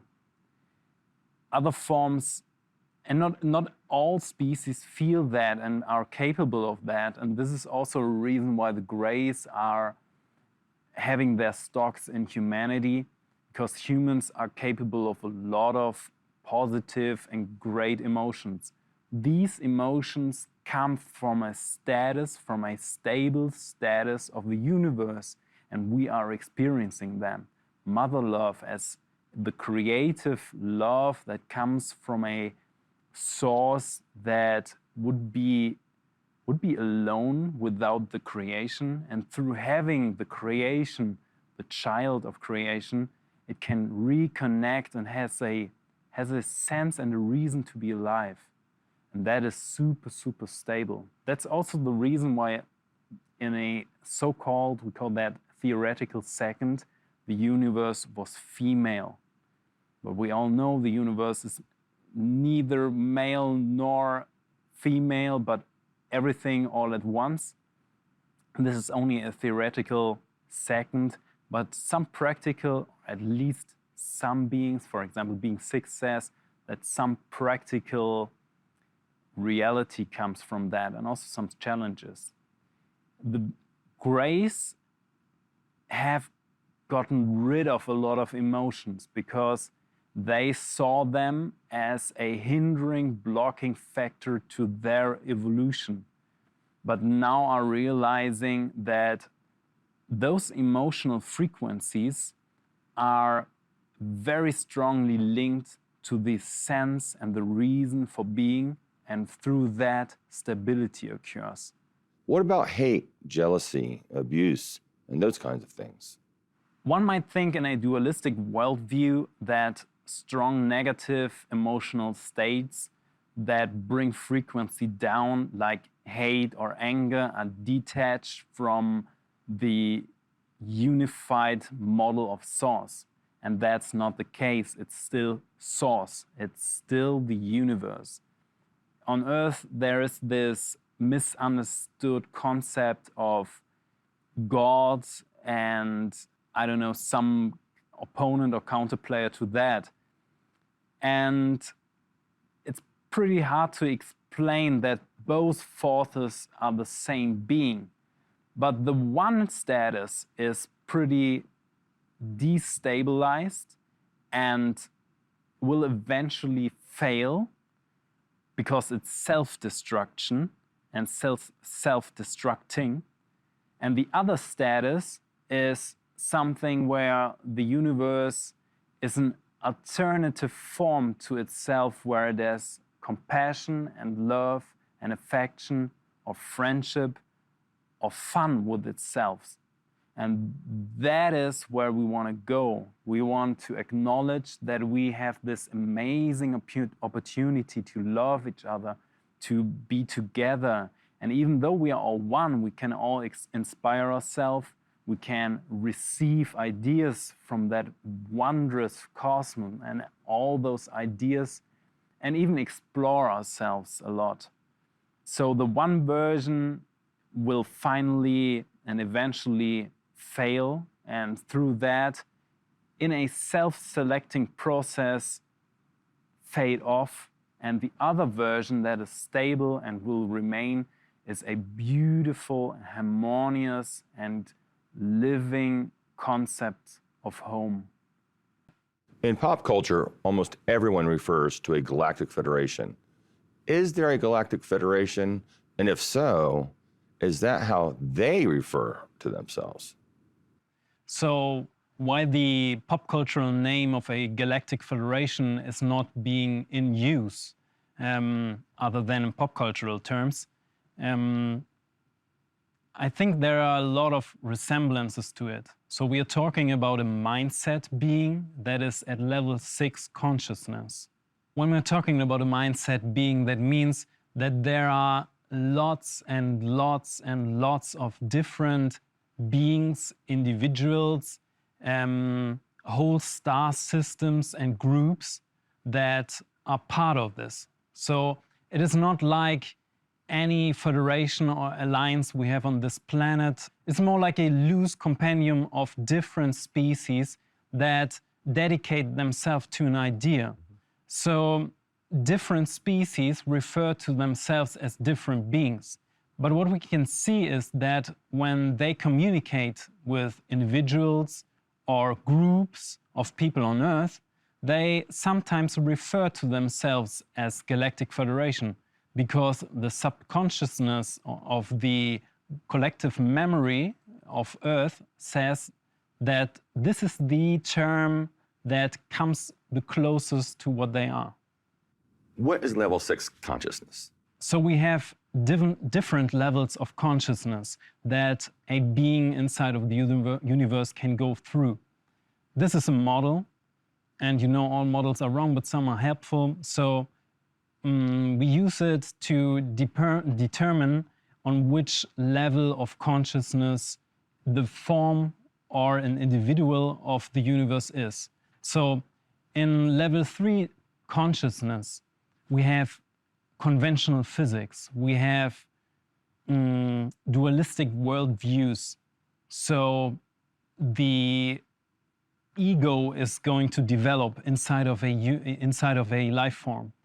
On the fourth level of consciousness, we have a more loose structure to consciousness. Beings realize that they, for example, can enter time.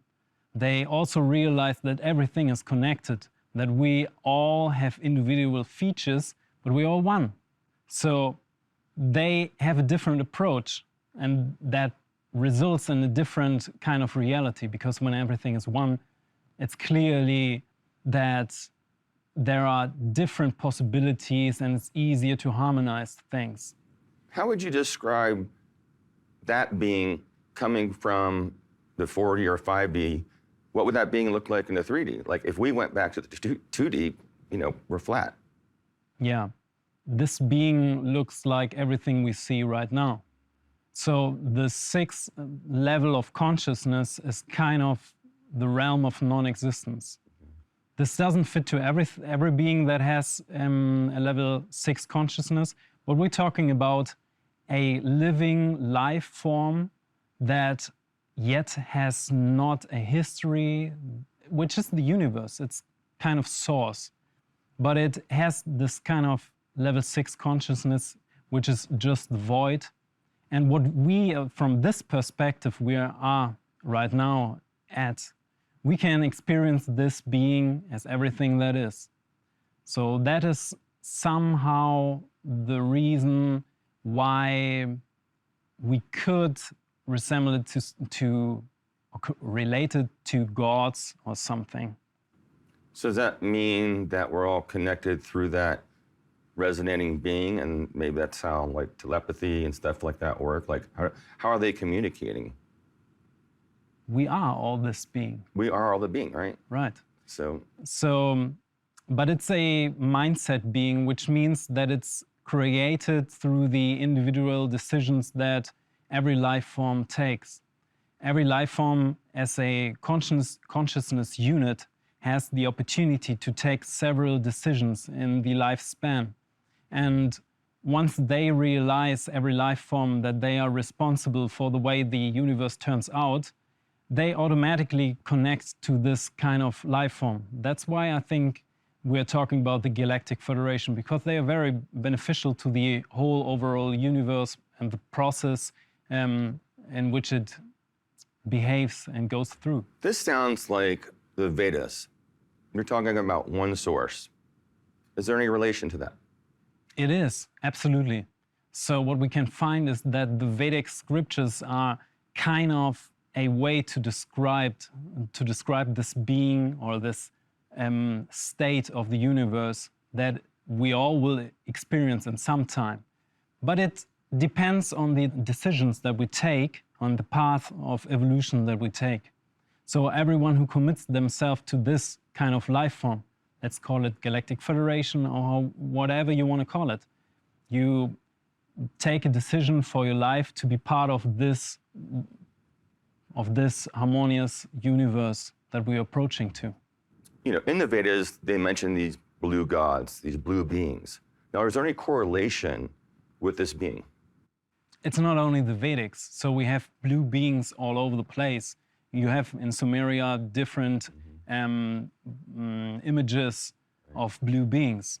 So it has to do with the way these beings communicate. If you have a high frequential being that reaches down to a consciousness unit that lives inside of a level 3 or level 4 consciousness, it compresses the frequency of these vibrations, and so things appear blue. And different people see different things. So while I see them as some kind of geometrical code or some geometrical form, some other people I know have seen them in human form as blue humans, just as we have in the Vedics, for example, when we talk about Shiva and Krishna. How did this federation come to be? So there's only one requirement for membership.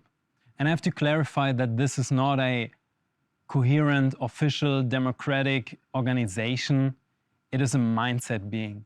And that means an individual or a collective has to make themselves dedicated to the idea of a harmonious, one being universe that has several individual and diverse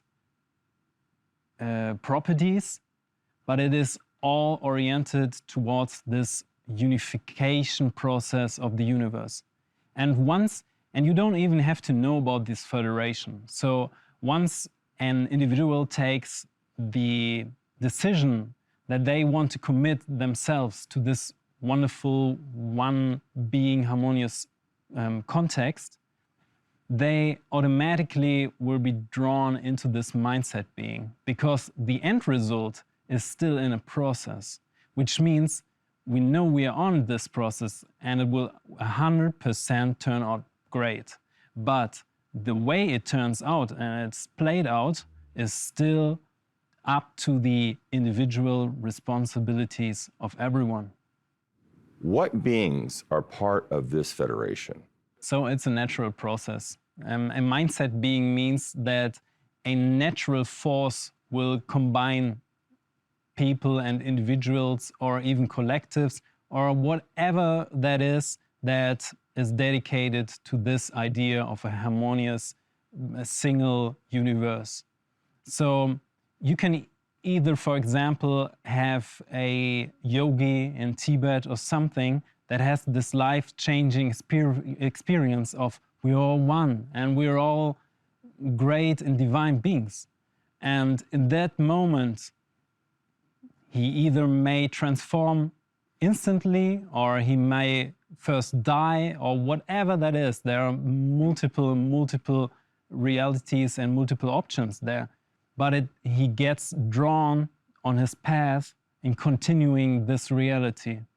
And it might take some time, it might go faster if we all commit ourselves to this, but it could also take some time to figure this out. But in the end, we will have this mindset being come into reality.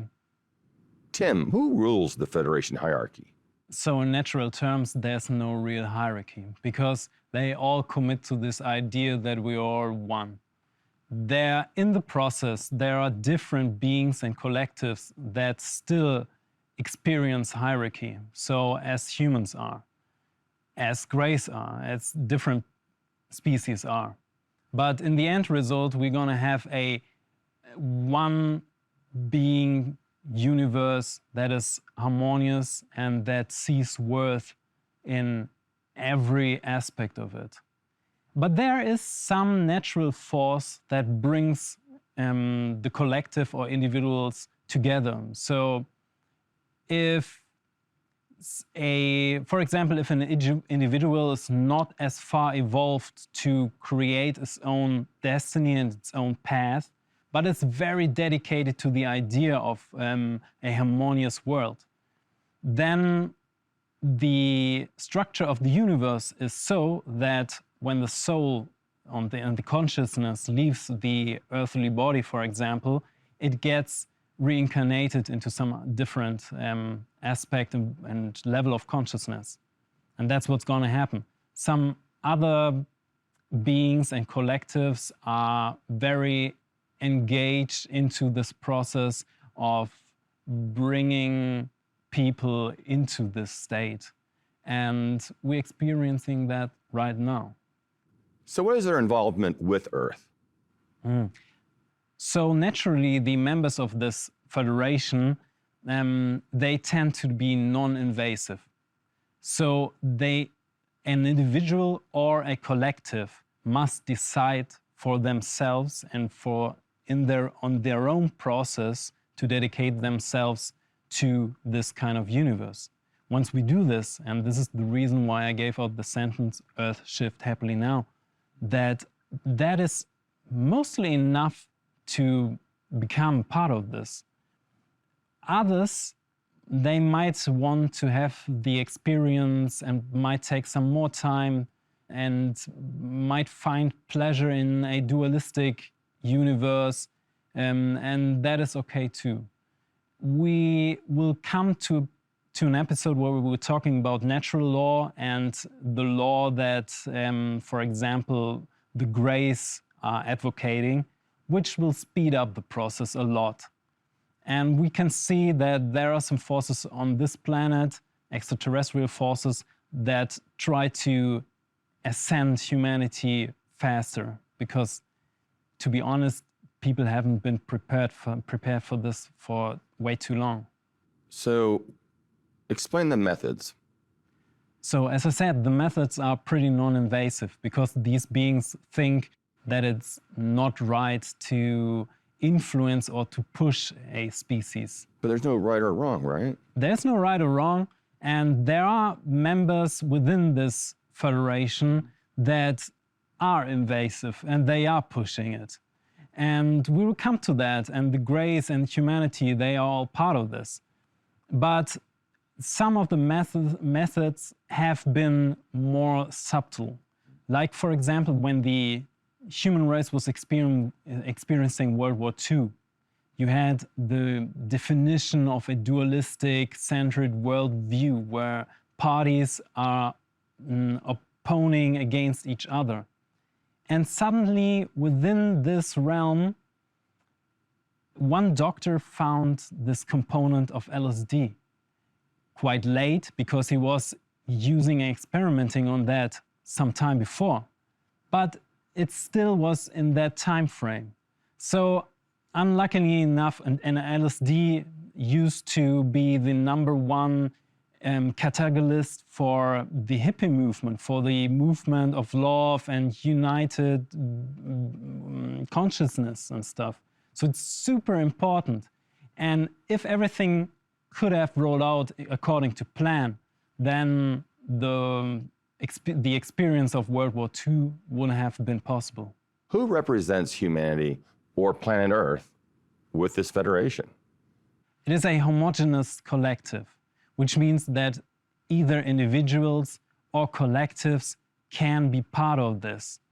You can have, unfortunately or diversively, we have some structures that are authoritarian on Earth.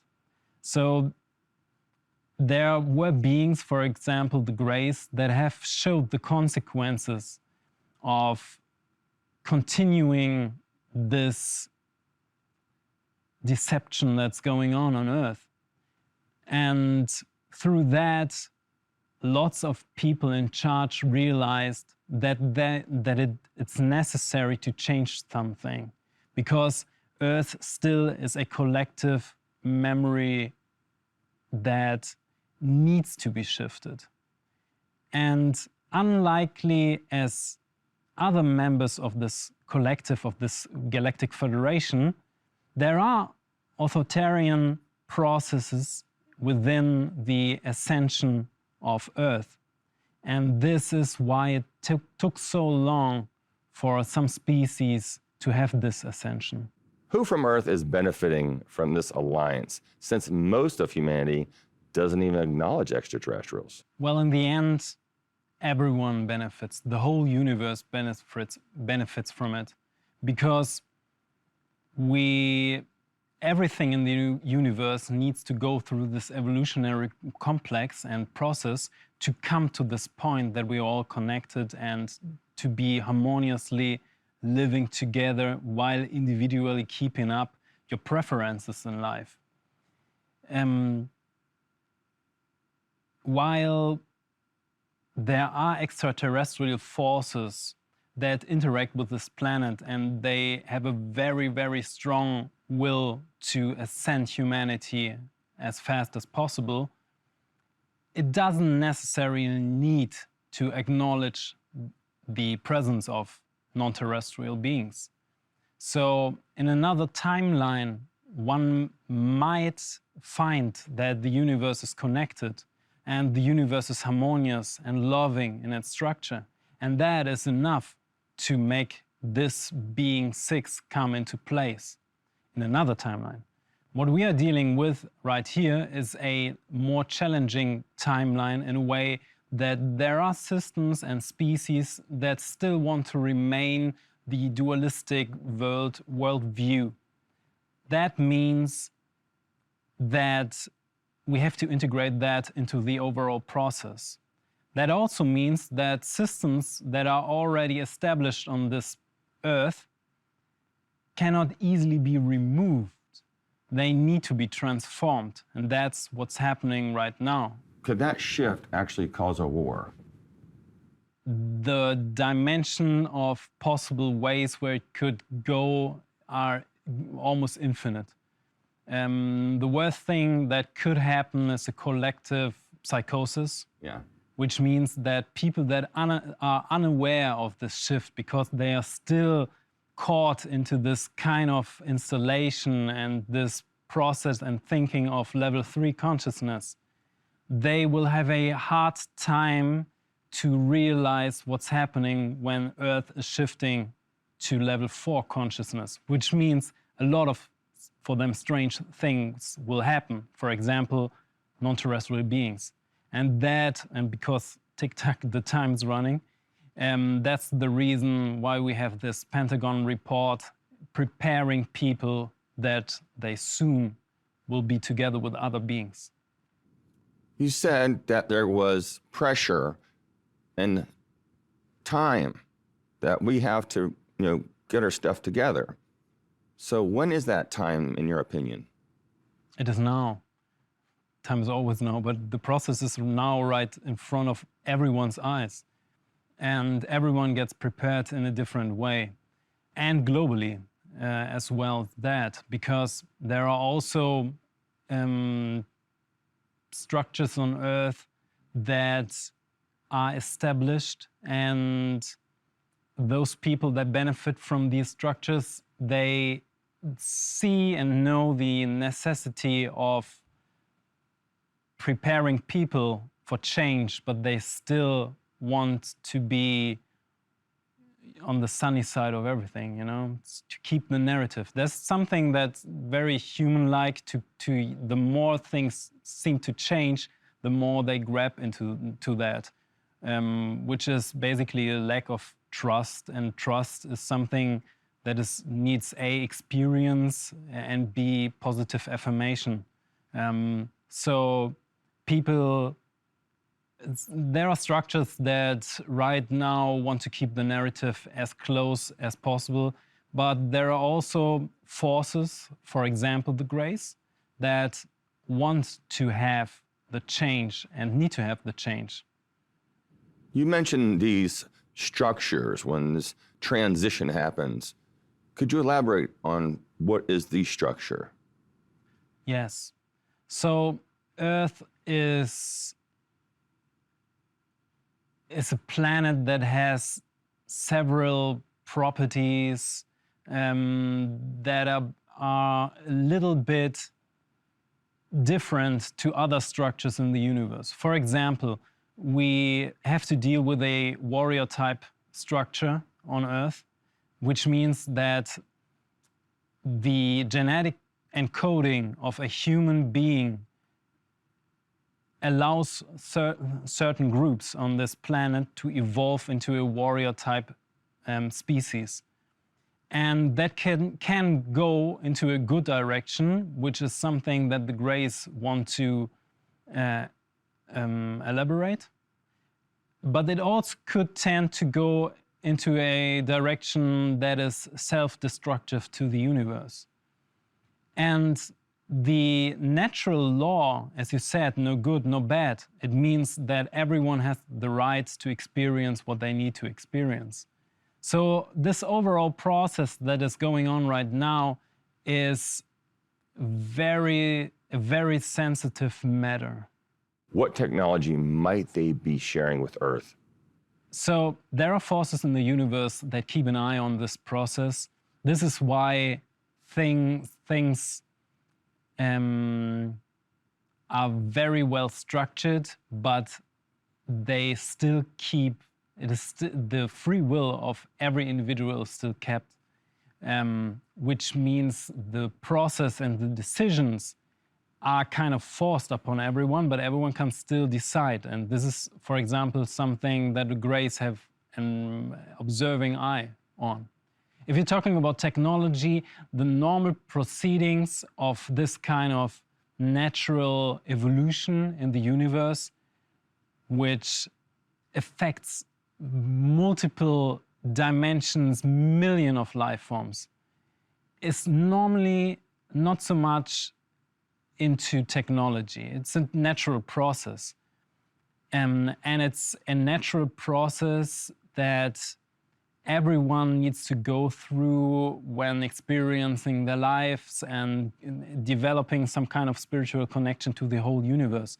But on Earth, we have a different situation because there has been some deception, and there has been a model and installation that makes it really hard for everyone to have time to meditate, to come to the realization. Still, we have this force that will lead Earth into a higher frequency, into a part of the universe where Earth will experience higher energy waves surrounding it.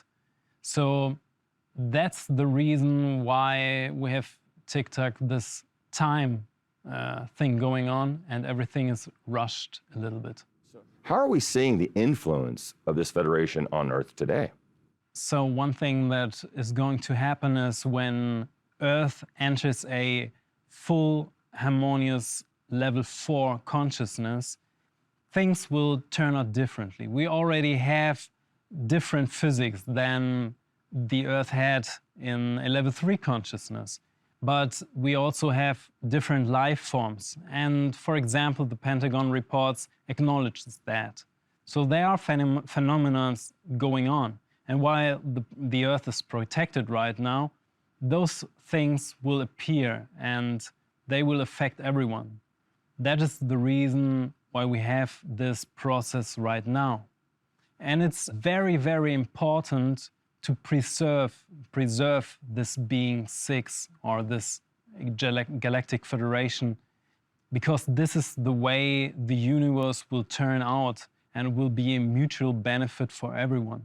Still, on the way, we are having some things that needs to be figured out, but Earth is getting help, and that's good. That is good. And everyone can participate in that when they speak their wishes into existence. And one thing that everyone was suggesting in the comments was all shift happily now. Tim, you have a deep knowledge from years of working with Greys. And in pop culture, Greys are like the biggest thing because it's part of alien culture, of the pop culture. What do you think that is for? See, the Greys have a huge state that also interacts with different star systems, different planets. They even take an administration for foreign planets and star systems. So they have this agenda to move everything into a certain direction. And while other species try to be non-invasive with that and keep the natural flow and evolution of a planet, the Greys have this kind of belief that it is good to influence something and to correct certain things. And they also did that with timelines on planet Earth. Well, you've been working with Greys, and are these the same Greys that were in the Roswell crash? Yes and no. I think that there are two species that were the main players in the Roswell event. So on the one hand, there is the species that is called Ebens, as I've read, and the other species that possibly took action in that incident were the Greys. How did your relationship with the Greys actually develop, and when? So I've years of interactions with the Greys, and in the first place, it was pretty... I was kind of pushed in the cold water, so there was pretty much nothing that we could rely on. But was that like a facility you're speaking of, or on your own in the field? No, there were direct meetings, which I assume were set up by the Greys because they were interacting with people on Earth already. They also had a very, well, pretty good understanding of German languages and earthly languages. So what they did was handing over some kind of tablet which already had some translations in it. But as their language evolved far beyond what the German language and earthly languages are about, there are some words and some expressions that just do not appear in our vocabulary. So what did the Greys sound like, and what is their language? Mm-hmm. And do they use some sort of translator for that? So it's difficult to make an impression of that, but they have this kind of metallic sound that they use. But they tend to not communicate acoustically. They have these kind of tablets, not really an iPad, because I don't remember any plastics or something. It's mostly like some crystalline glass. And on one half of the display, you have the hieroglyphs and the signs that they use in written language. And on the other half, you have the German translation, which obviously comes from them. So they analyzed probably English as well, and mostly all the important languages on Earth. But at some times, like when you use Google Translate, and it's just a little bit off. Off a little bit, right? Yeah. And that is because they have a much more expanded consciousness, and some words and expressions just don't appear. So they don't speak German. They can speak German. So how? For example, they have the technology to appear in human forms and use kind of avatars or robotics to do that. And then they can speak German. But, you know, there are small, subtle details in languages that make the difference. And also when you work with a foreign force or power, it's at some points very important to be very close to the expression and what they want to bring into the world. For example, one big question is, what is their agenda? So every word has to be analyzed very well. Now, wasn't that part of your work to work on that translation into German? Yes, it was. So one very important thing is, and this is a term in governance science, is to find out their credo. It's what people could call a motto or their belief system. This is what do they want from Earth. And when I was asking them, they had 3 hieroglyphs appearing on the display. The first 2 were pretty easy to translate. It was to serve and it was to protect. It was the 3rd hieroglyph that was kind of an issue. So we did all we can, and I was doing all I can to find out and to move forward and backwards to have an expression that appears in earthly languages that comes very close to what they mean. Because as you can imagine, it's really important for the destiny of Earth to know what is the 3rd hieroglyph meaning. So it came into realization that it meant to synthesize. What does synthesize mean in that context? In chemistry, we have synthesis, which means to extract a piece and put it into another substrate or into another whole. And that is pretty close to what they do. They extract pieces of a whole, of a memory system, of a collective, for example, a planetary collective. They extract certain individuals and put them into a different system, a different reality, in order to preserve their kind of evolutionary path while benefiting from that. Because, as I've already mentioned, they have lost some kind of path, some spiritual connection, and what they do is to extract other parts of the universe and benefit from their experience. So, Tim, how did they achieve that? So for them, they were calling it preserving the tonal dynamics of the universe, which means that every soul, based on their own individual experiences, had a kind of evolutionary path to it. And there's a natural force that, as we've already talked about, seems to extract souls and put them into different experiences, so the universe as a whole can benefit from that. The Greys seem to be the highway to that. So what they do is they do the calculations and algorithms based on what they see and know from one individual or even a whole collective of a planet or even a star system, and they build kind of new experience so that it benefits the individual, but as well as the Greys, because they benefit from every mutual evolution in the universe. So they would intervene if the planet was going to be destroyed, possibly on different timelines. Yes, they have their stocks in the Earth people, at least certain Earth people. Not all of them, but some that are dedicated to the whole of the universe. And those are pretty important to them. And they will intervene when a timeline of the Earth would fail, and they have done that several times. Do you have an example of this? So see, we wouldn't be here if they haven't done some cleaning work on the timeline. Because, and we come to that later, there are other species that are also capable of time travel and influencing timelines.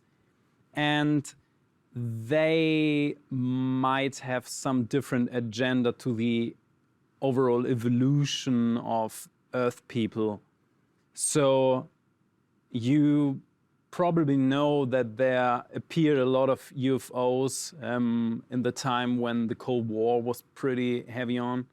And there are timelines where, for example, the Cuba crisis didn't turn out that well. Are you saying that the Cuban Missile Crisis in the Bay of Pigs there was an intervention? Well, I'm saying that there are several occasions where the timeline of the Earth could have failed in the past, and they stepped in and corrected it so much that we now are experiencing a kind of stable timeline. What do you know about their history and origins? Well, I can tell you what they told me. So the Greys, and we need to take into consideration that they are a time-traveling species. So that is very important to understand them. And also, they appear in different dimensions and in different realities. What they told me what has happened is that they have 3 strains of gray lines. They call them, I would translate it as master lines, which mean they have 3 parallel gray societies or gray timelines that grew from non-existence, from probability of life. And they knew outside in a previous version of the universe, which is not this one. This one is integrated in the previous one. They knew that they would experience a failed master line. So one of the 3 master lines needed to be shut down. And their strategy was to accept that and then go on a successful master line and get back and reach back to the first one and correct it Brilliant. and help it out. Yeah, that gives them some really great advantages because But they did destroy one of those master lines to do that, right? they did, and that has, let's say, two-sided sword, because it gives a species some advantages as they are coming from a version of the universe that has more a different perspective and more and different experiences than the one we have here. But it also means that there's a lot of turbulence and trauma inside of the Greys and inside of their lineage.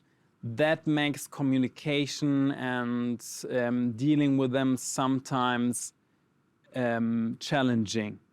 Well, I'm sure it threw it out of balance for sure. Yes, it's like PTSD on a Right. collective level. Yeah. And let me add this too, because what I found pretty interesting is that the Greys communicated and said that they think they are the creators of humanity. So, to put it in some kind of physical terms, they kind of created this Fibonacci code in which you have a 1 which duplicates to another 1, and then the code starts. And that's, in their thinking, the way they created this experience we now are experiencing. Because, as you already said, they are interdimensional, they are interfrequential, they are even a time-traveling species. So they appear everywhere, and that's also what they want to do and what their agenda and endgame is. In all their advancements, did you come across any weaknesses that they had? I don't usually like to think in terms of weaknesses because, as we already agreed on, there's nothing, good or bad.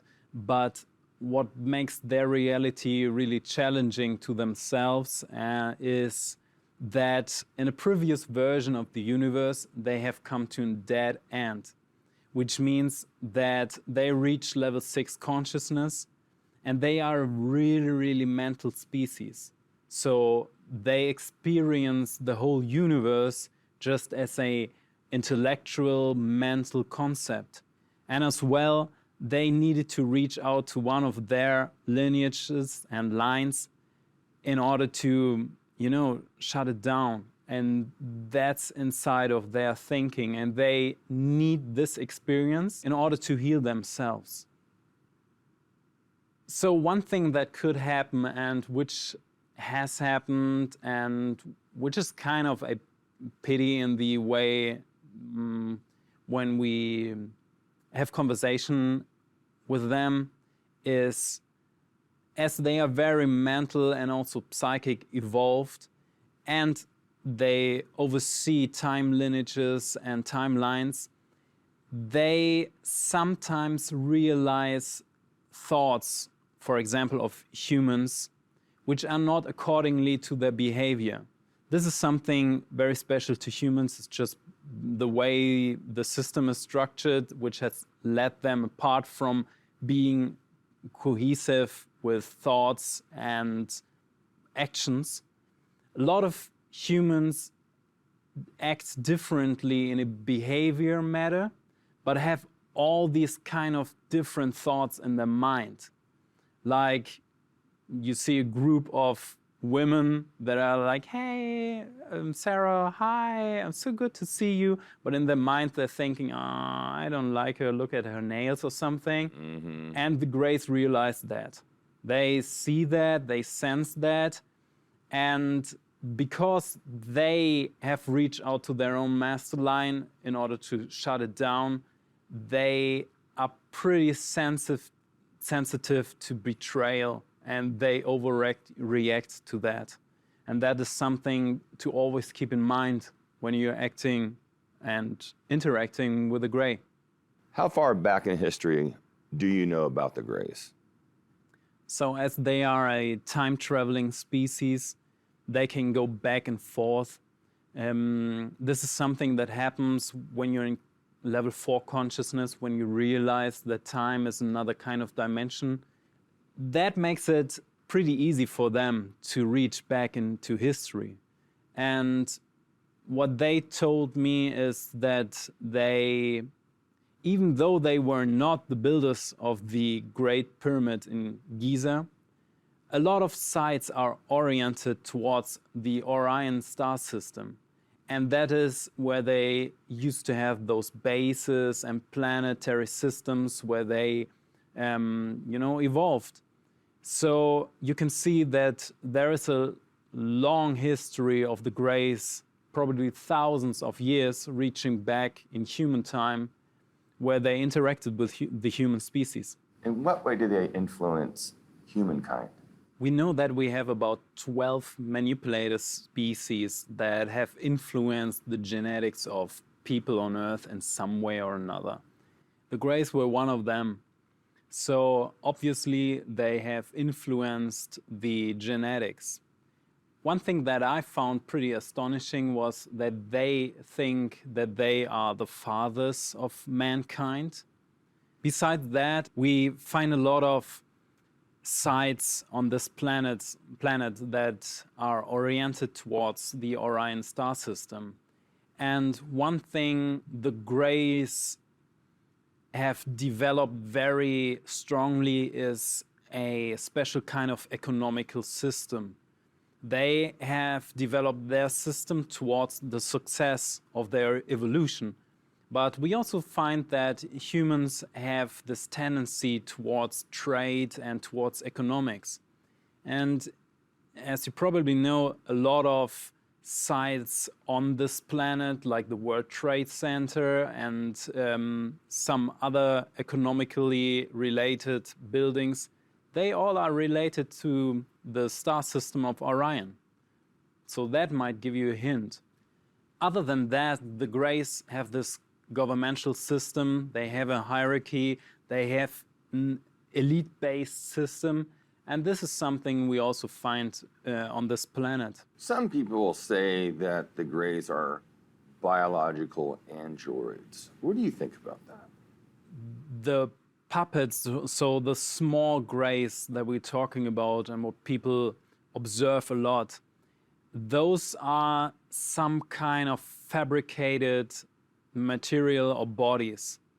They have those kind of fibers that they put together to create them. And the interesting thing is that every individual consciousness unit inside of the system of the Greys can use their credits that they earn on missions to rent or to have one of those bodies. And if one gets destroyed, you can have another one. And interestingly enough, they're offering those bodies to like everyone in the star system and in the universe. Even you can have one if you want, but then you get into a contract with the Greys. Oh, I see. Do they come with a warranty? That's a great question. I love it. Maybe, I don't know. Could you explain to me how would you get a contract for those little guys? So in the universe, we always have this triad model of a consciousness, a mind, a body, and a soul. And the body does not have to be a biological body. It could also be an artificial body. Once the awareness, the consciousness leaves the body, then you can easily integrate soul and mind into another bodily form. What the Greys do, they produce all these fiber and superficial bodies that they use. And once you commit yourself to the Grey system, you can like order one of those. They have this kind of internet where they are all connected together, and as well as soul and mind gets integrated in this artificial body. For example, you even could have another puppet or another puppet, so that you have 3 bodies. The consciousness they have and the capacity of their minds is so big that they can control 2 or 3 of the puppets. I heard also they can send them out to do other things. Is that true? That is true. And you also can have a craft for your own. Right. Yeah. Which is also connected to your consciousness. So you asked me for the warranty. If things break, then they need to be replaced. And that's the credit you earn on missions for. The interesting thing is that through that system, they preserve the possibility to succeed in their timeline and in their evolution, because the greater the mission, the more credits the individual earns, and the more and the more credits the individual has, the more technology it can use, the more successful it gets. It adds upon it until we have one master line, and then they are so powerful that they use this hierarchy to give it down in a pyramid structure. What is the current involvement of the Greys on Earth? So I already told you that they have their stocks inside of humanity. They have hybrids here. They have people here that are either now or in the future willing to dedicate themselves for the overall evolution of the world. So that is important to them. I wouldn't say, and they made it pretty clearly, that they do not have an interest in the planet, as a life sphere. They do not naturally care for the population or something. It's not that they touch them or do them bad, but if an individual keeps their free will to become a failed timeline, they will not step in and prevent that because they have this empathy about them. They have some stocks here, some individuals, and some things, some probabilities where they know they need them to succeed and to move the universe into a direction where it harmoniously works out. And once they did so, they will also shift to level 7. The master line will shift to level 7. And then one last time, they will delete the other timelines. You said they have hybrids here. Do they look fully human? And what's their objective here? Yeah. So what I've read in pop culture, there's something which is called a tall white. And the tall whites, for example, they are one of the hybrids the Greys put on Earth. Why do they put them on Earth? Is to get into contact with the Earth species. So as I've said, there was some turbulences before and too much outside influence. So some higher influential beings decided to put some kind of ban on the Earth to keep outside forces, away from Earth. And there were and there are influential and invasive species that, found their way through that. And the Greys did that as well, for example, by creating hybrids, these tall white beings. They can have, for example, a humanoid body, which is pretty similar to an earthly body, but they will have these typical grayish heads, for example, with the large eyes. That could be a hybrid of the Greys. What's your opinion based on your relationship with them? Media appearance and the depiction of the Greys in mainstream media, this is one thing, because we all know that there were a lot of effort to put fear into the overall non-terrestrial phenomenon. This is one thing. The other thing is, and yes, this is true, they are an invasive species, and they can be quite tricky at some times. Invasive doesn't mean that they invade planets, and they made that pretty clear. But they kind of step over certain barriers and boundaries that at least human people naturally feel. But that also has to do with the way they perceive time. Because, see, they are a time-traveling species. They respect the free will because they need to, and this is one regulation of the rules the Greys have, that they respect the free will. If somebody repeatedly say that they do not want to have something to do with them, they respect that. But if somebody on like planet Earth is pretty important to them, or has a very high potential and probability to be beneficial for them, they will kind of find some way around that. As they are a time-traveling species, they can base their decision to, for example, interact with somebody upon a willing decision that somebody takes in 1,000 years. So if somebody is dedicated to the Greys in another lifetime, in thousands of years, they can take that as an act of free will in order to reach out to them now, which of course might create the timeline that leads to the point where somebody interacts with them willingly. Interesting. Some people think that they are just us from the future. What's your thoughts on that? Well, I think that can make sense in some kind of way, because as they are a time-traveling species and they are going back and forth inside of the dimension of time, they in some kind are humans in the future and other species as well, because they are collective, a superficial collective.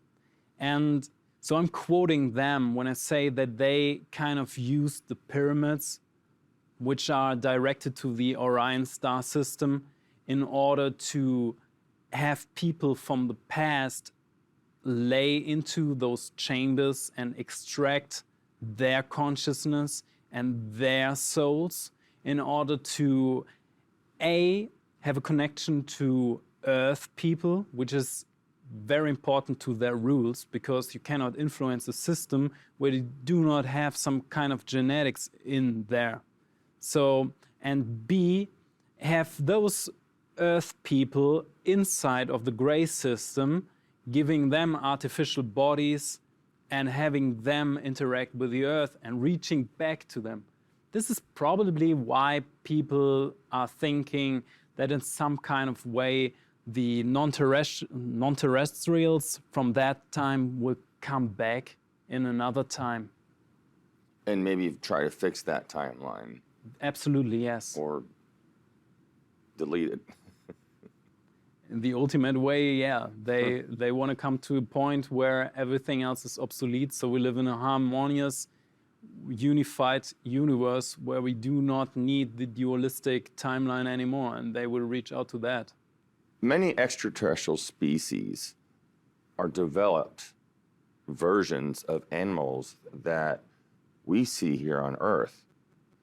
Do the Greys resemble any known species? If I had to find a life form that resembles the Greys the best, I would say it's a virus.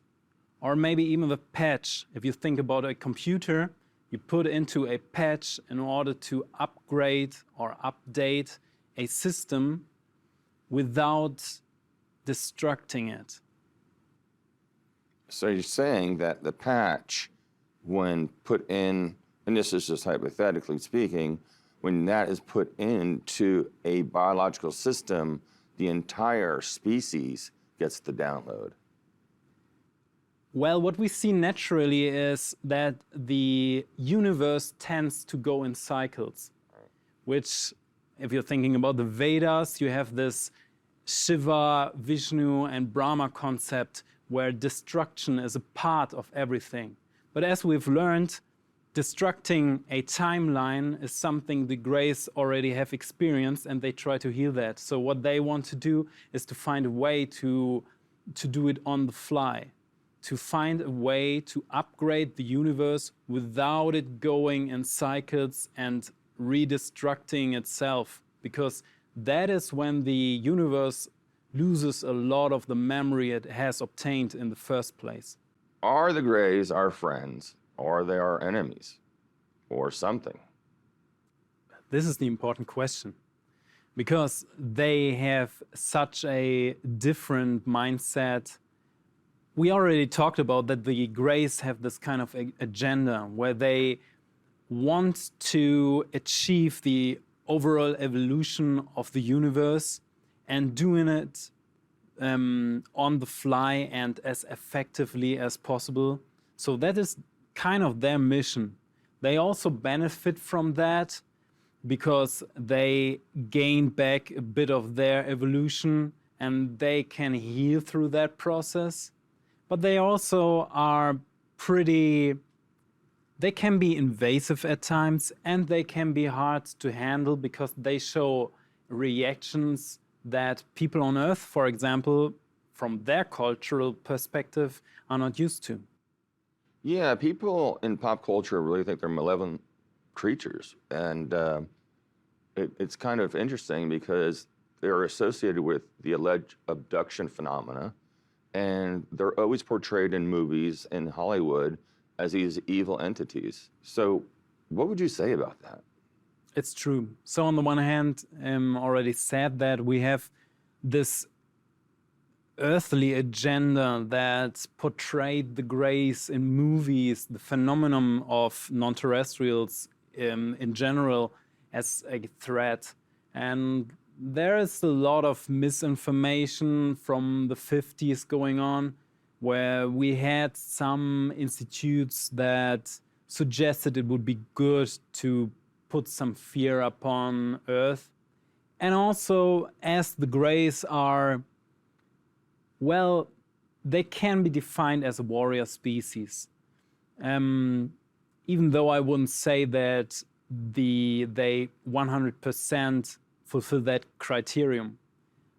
But they have enemies and they do not like the agenda of the Greys and the claim that they want to be part of everything and kind of create the way the universe evolves.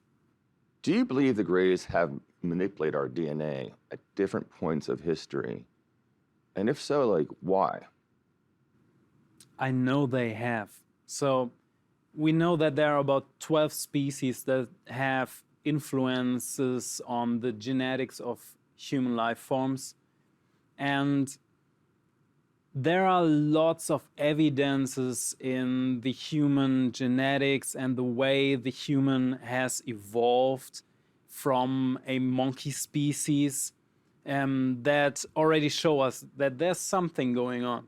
There are some artificial elements that show up very, very quickly. And you can see, for example, that humans on this planet show behaviors that every other animal doesn't show.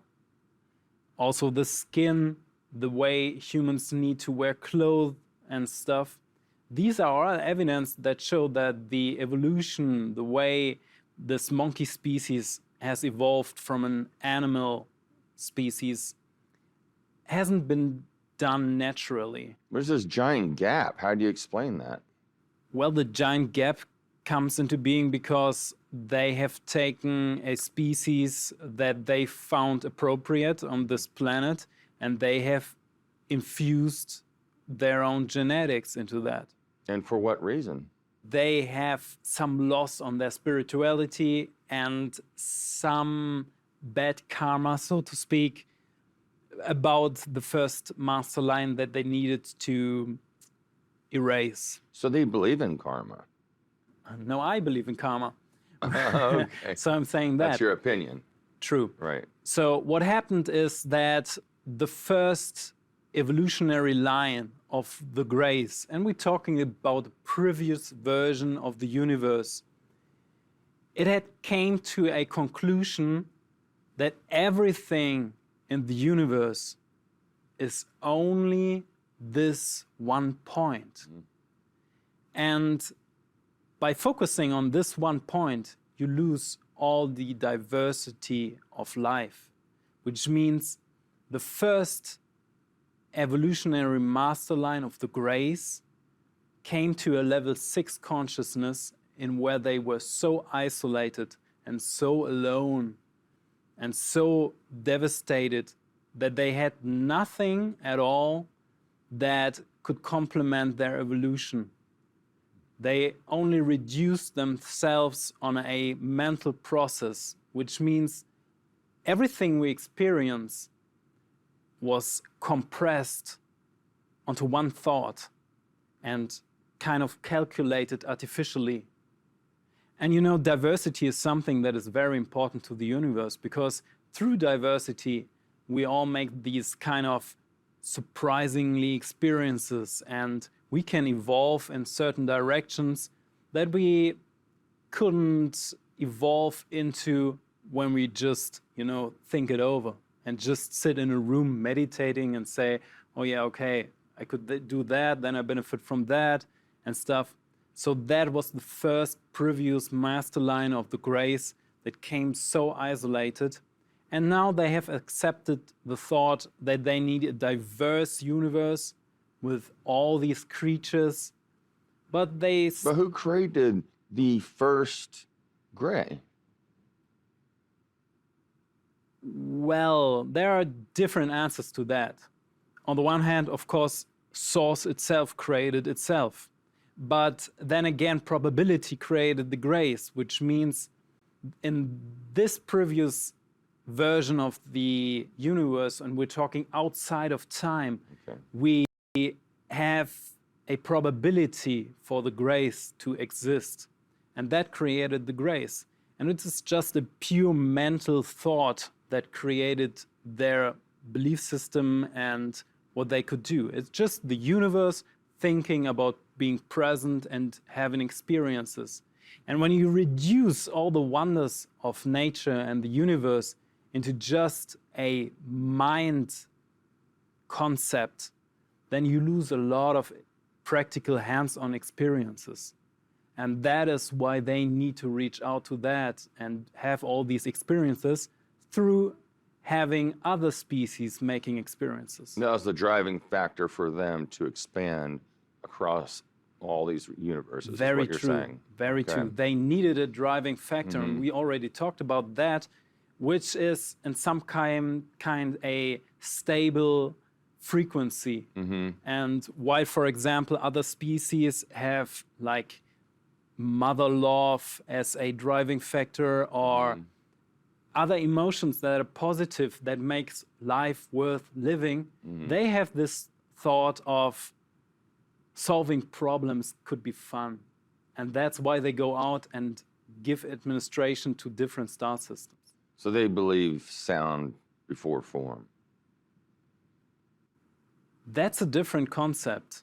They are very mentally based, and they believe thought before That's why I'm form. curious, because are they more thought-based, frequency-based, harmonically based? They are almost purely thought-based. Okay, that's interesting.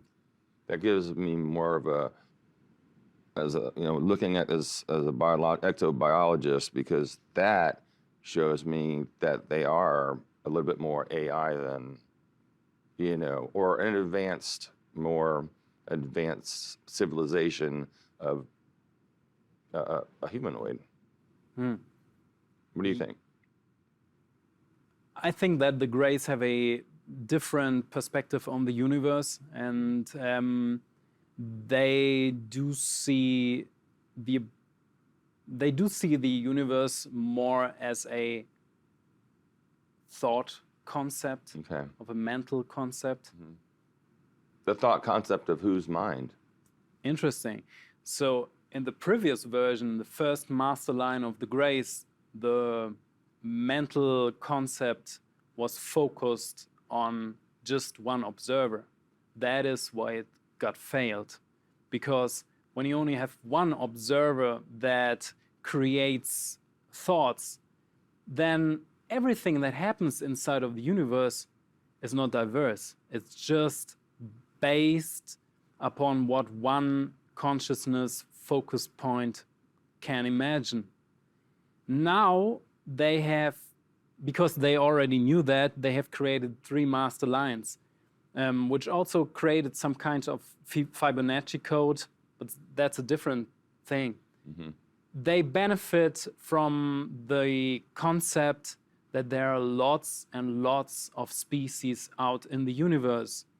And every species is different to another. Every individual had their own thoughts and belief systems. And through that, they establish diversity. And through that, they can gain evolutionary success. Now, you told me earlier that they also not feed off of our emotions, but really look down on us and want experiences through us that they download, or are they just looking at us as a bunch of hairless apes? They too are very hairless, but I think there are experiences that a human body can have because it's a biological body, you know? When we have this triad of body, mind, and soul, we can see the body as a full functioning, subjective, and individual system. That is why, for example, when you go to a roller coaster, and you have this experience, and you know, your mind knows, okay, it's going down now, and the body still reacts. And that is the body reacting to an impulse. And it creates fun to a human to experience this communication between the biological body on a roller coaster and the mind that forces that body upon the roller coaster, you know? Well, then my next question is, since we're all on the same roller coaster, can they connect directly to us since we are all from one same source? Yes, they can. Everyone can reach out to everything because every point in the universe is connected to one singularity. That is the concept a lot of those propulsion systems work, and a lot of those mind psychic abilities work. But they also use technology that they have created, and they're very good at that. They give a lot of the technology to the Earth. And so for that reason, they have created some kind of internet all over the universe in order to, you know, move certain bits of memory and pieces of information. There are people out there who claim through contact that what they believe in, they were with a Grey and had gotten pregnant and had, you know, this child. What's your thoughts on this? So one thing the Greys did was to establish a school of Greys, which means that they take a lot of the freshly born babies or younger childs and project them into some kind of school. We all know that the education system that is here on Earth is pushing some kind of narrative and some kind of reality. And it's the same way with the Greys. So they educate, especially children, in some kind of way or another upon the ideas and wonders of the universe. Where does this school take place? How does that happen? So mostly, and this is especially true for the beginning of the contact with the Greys, it was pretty physical. So they had some installations, some crafts where they took children onto and they educated them. They showed them their science, their hieroglyphs, the history, and the overall understanding about how a connected universe works. So you can imagine that this is bringing up an alternative to the education system that is here on Earth, and there needed to be some kind of restrictions to that. How many of these hybrid children are living on planet Earth? I think there's some kind of counting going on right now, but if you ask just my opinion, I think it must be thousands of people that have in some kind of way or another been influenced by these programs. And are these programs all over the planet? To my knowledge, yes. Are they in space? Especially in the beginning, they were. They now use different ways in order to communicate and to coordinate those programs. As a tactical advisor, in your experience, have you ever heard of an invasion scenario that's potentially coming from the Greys? That is a very important question, because I've heard people saying to me, oh my God, they want to invade the Earth.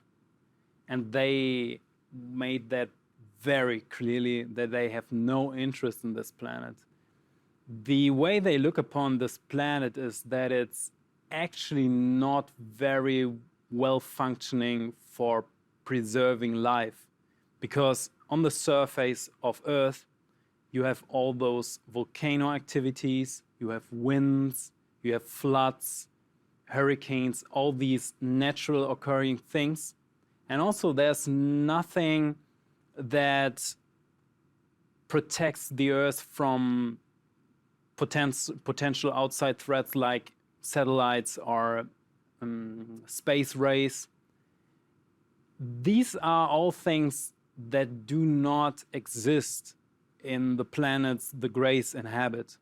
They even have a fully functioning electrical system all over the planet, so the planet doesn't need another light source. It glows for themselves and stuff. So they made it pretty clear that they have no interest at all, and they can't imagine why anyone would find it amusing to be on such a planet. This might also be one of the reasons why all those people went underground. How do you perceive the Greys in relation to humanity? If we take into consideration that there is already an established system on this planet that actually has the right to develop on their own, we come back to this, the Greys are invasive thing. So that is something that could be seen critical. On the other hand, we know, and we're coming back to that there's a lot of deception going on with this system, and a lot of species do not even care about the free will of something or even the natural development of a system. So we cannot talk about a naturally grown system on Earth.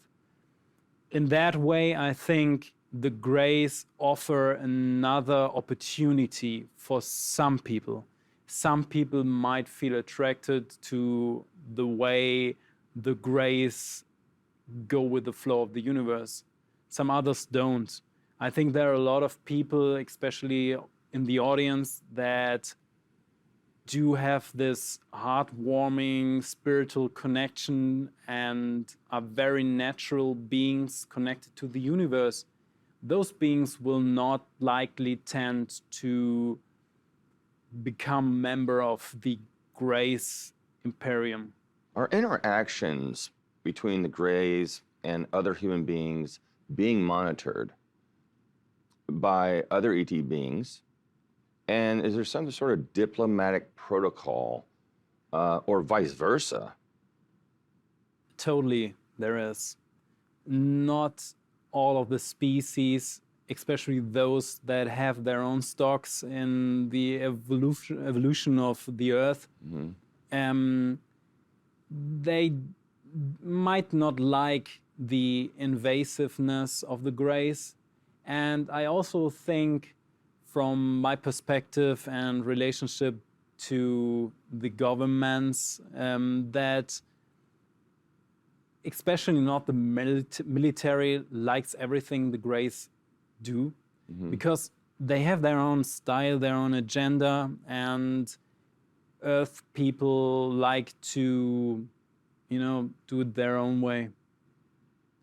Well, how do the ETs, including the Greys, have access, to humans, and how is that determined? Who determines that? The fundamental physical point that makes it possible to have all these influences is, of course, the unity of the universe. Everything is connected to one point. So if this one point, this consciousness unit, decides to project out certain energies, then they can do that. A lot of technology and a lot of psychic tricks are based on that. Other than that, there are lots and lots of techniques and technologies that are being used by different ET species. And we have all these reports, for example, of people feeling influences of different beings and different energies. Psychic attacks are something that even militaries on Earth have developed in the 70s and used, and probably still using. So these are things that are real and they are being used. The problem of all this is that if everything is connected, if somebody does something self-destructive, it destructs itself. What's the criteria for choosing a human being? Sure. You might say that a farmer in Minnesota has the same experiences of abduction or encounter as, I don't know, a businessman in New York or something. That can occur and that occurs, and it's based on frequency. So we know, I think about from the 90s, that every individual has their own frequency that they project out. And it is also included the level of potential for certain evolutionary steps. And that is the criterion that ET species look for. What frequency is attracted to them? Like, what characteristics makes this person different than that person?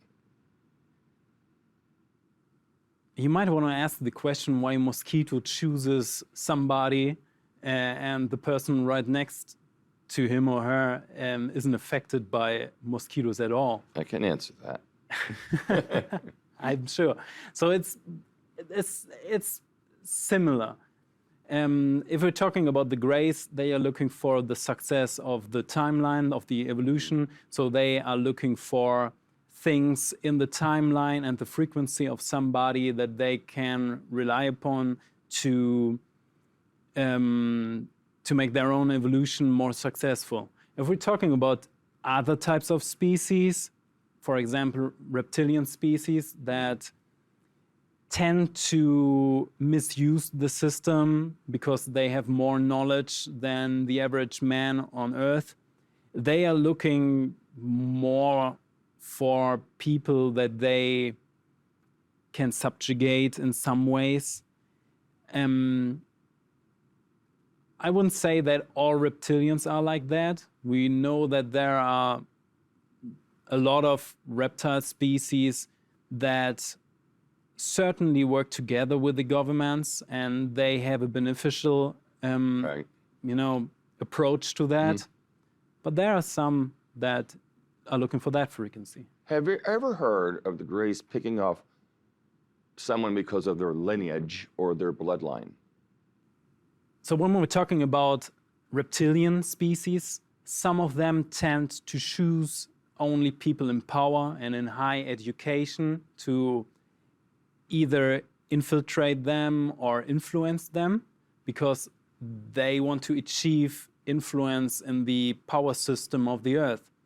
The Greys tend to not be interested in the power system, and they are looking for genetic profiles and probabilities and also temporal lineages that they can put their agenda upon. And that is why they don't care if it's a farmer from Minnesota or a businessman from New York. Can you define what a temporal lineage is? Again, they are a time travel species. So if they find that somebody is dedicated to the Grey system in some of the temporal lineages, so meaning in the future or in the past, they will reach out to them. As we conclude this episode, what message do you have for our viewers, Tim? So don't be scared. If you do not want to take on the opportunities that the Greys are offering, then just articulate it loudly and clearly. And also always remember that you can be beneficial for the overall evolution of the universe and for the shift that we are experiencing in this reality and beyond by just projecting it from your heart outside into the universe. And if you want, and I really want to go with what the community said in the comments, just say something like, all shift happily now. This is my personal message as someone who went through fear a long time ago, and also my dedication to the process and shifting of the universe. And I invite everyone to join in as I join everyone. You mentioned the First Order. Can you elaborate on that? Sure. So the First Order is the original name that the Greys gave themselves. At least it's the best translation I could come up with, because it describes how they see themselves as preserving the order of the universe.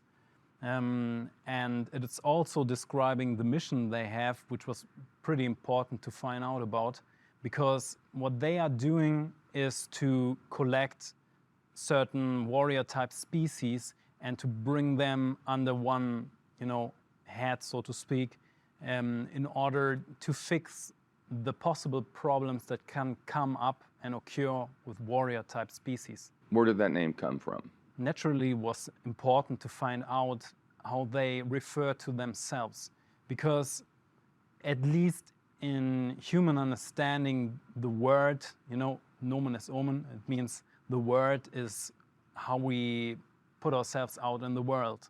And that was a challenge to find out how they call themselves. And we don't have a actual translation to that. And it's even a translation from the German word, die erste Ordnung, which means the first order. And it describes the way they see themselves. Now that word's still used today, correct? I suggest that this word is still used today. So it's a translation that I came up with in behalf of what they refer to themselves.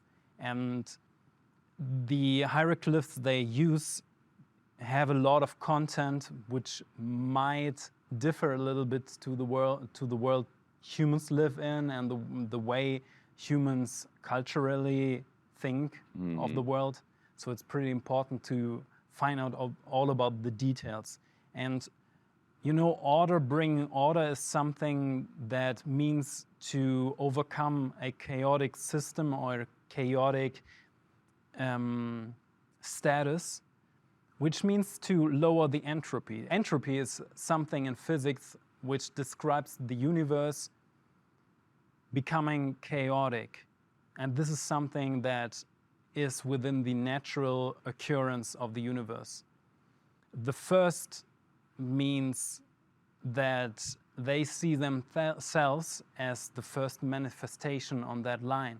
They are the first ones to try to preserve the natural order and harmony of the universe. And that's in line with their attention to keep the tonal dynamics of everyone evolving in the universe. You'd mentioned one time that the Greys had an administrative mission throughout the universe. What could you tell us about that?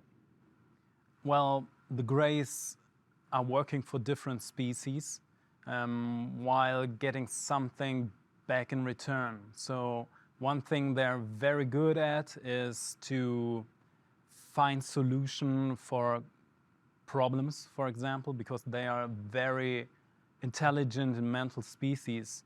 And what they do is offer their help for planets and star systems in order to manage things. And I think that because the Greys have some kind of genetic influence on humans, and human people tend to manage a lot of their stuff in the world, that this can come from them. This is just my theory, because I see some resemblance there. And this is what the Greys are doing. They offer their help to planets, and the way they help is in relation to what problems and what challenges these systems have. This hierarchical system seems very similar to what we deal with here on Earth. Did that come from the Greys? Interesting. I think personally that there is some kind of influence. So human people have not always been linked to elites. In the beginning, they were more tribalistic and more open and had, flatter hierarchies. And the Grey system is working as a pyramid scheme from top down. So this is something that we find on this Earth, as well as some links to economics, as I already mentioned. And I pretty much think that this is something that is, so to speak, in the genes of the humans. Do you think that influence is from the Greys, and will that benefit us, or will it benefit them? To my analysis, I think that cooperation and small hierarchies is something that the universe benefits more of. It's better for everyone in order to grow naturally and to treat everyone with the same respect and worth, and to orient the mission upon the individual skills that everyone has. And there are species that very good at that. They only analyze the individual skills and then put those into place so that they can benefit from that. But I can also see that an authoritarian system is something that accelerates the speed a species can evolve. Are there other extraterrestrial races that are also trying to influence humanity? And in what way? When you see that there are groups on Earth that want to give direction to the way the system is structured and the way the species as a whole is evolving, and when you see that there are outside forces that also want to, put their influence upon Earth, then everyone will realize that this is not a productive system anymore. It's not a cohesive way in one direction. And in many ways, it blocks itself. So what people are dealing with right now is a so-called lose-lose situation, which means that by this ego struggling dualistic thing of pushing and pulling the evolution of Earth in one direction and another direction, it slows down the evolution of humanity. And as it's been said, there are species that benefit from that. Well, you mentioned this warrior type of species. How does that play into the First Order? So there are warrior type species in the universe, and there are non-warrior type species, which means peaceful and harmonious species that do not develop a sense of war. Actually, the majority of species out there are peaceful and harmonious, mostly because they don't see that the struggle is worth the effort and it's destructive. Some are spiritually so evolved that they know we are one, and it's good to maintain and to focus your energies on maintaining a harmonious level of energy. But there are also some species, and we're talking about this 95% ratio, where we have warrior type species. And in some way or another, the warrior type species are important to the plan and to the overall evolution of the universe. Because harmonious species do not develop a defensive mechanism, and they also haven't got this force that is sometimes needed to move into a certain direction. As we've already said, there's no good, no bad. So they accept that, they deal with it, and they are helpful and try to make the garden look as good as possible. And that is great, that is really great. But what happens if there is somebody entering the garden and picking up flowers, destroying everything? Right, does that create a conflict amongst these, competing extraterrestrial beings, and in what way?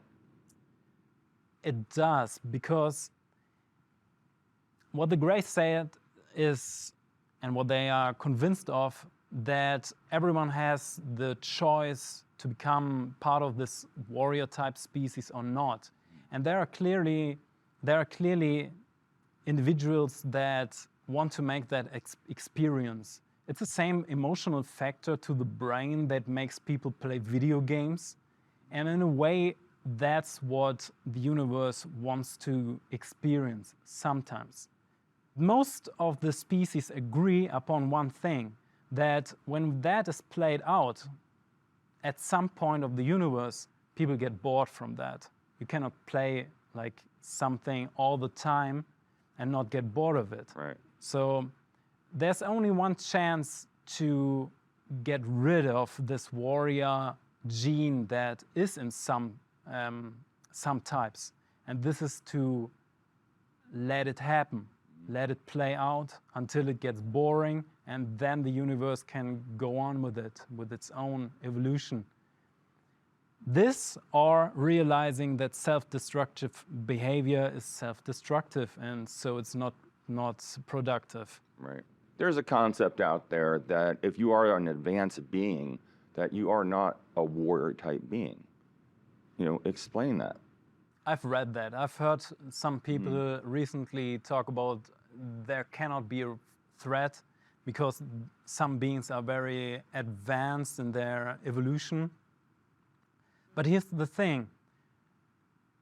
Very less species tend towards very self-destructive, aggressive behaviorism. That means they will come to a point where they either destroy themselves or destroy the timeline they're on and need to go back. But we're still at the phase where things, figure themselves out. Do you trust the warrior type species? Not all of them. You see, trust is defined as something that needs experiences. And we see that some warrior type species can go into a very harmful and wrongful direction. And this happens a lot if you do not commit yourself to be like a light warrior or something. If you're not having an ethical and moral center, then things tend to go in the wrong direction. Are they stepping on each other's toes when this happens? It does. I see and I understand the point that the universe offers this experience to some individuals that want to experience that, and it somehow needs to be played out.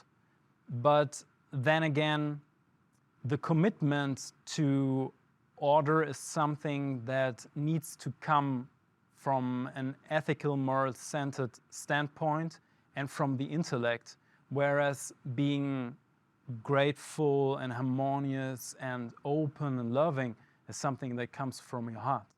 Right, and that's different from dimension to dimension too, isn't it?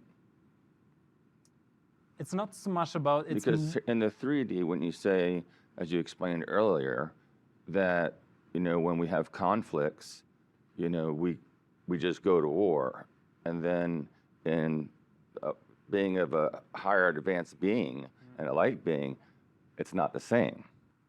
So this is a phenomenon that occurs especially in level 3 and level 4 consciousness, which both deal with a dualistic perspective on the world, which means there's an I, and if we compete about something, then, well, striving for it, fighting for it, arguing about it is something that occurs very, very, very often. People have this vision and this thought process that if you're an advanced being, why would you, go to war or have, any conflicts with Earth or anyone? I've recently read about people arguing that when there are so many advanced beings out there, why should they behave badly or get in conflict with each other? And there is some truth to that. Because see, the more spiritually advanced a species become, it will tend to see everything as one and tend towards a harmonious lifestyle.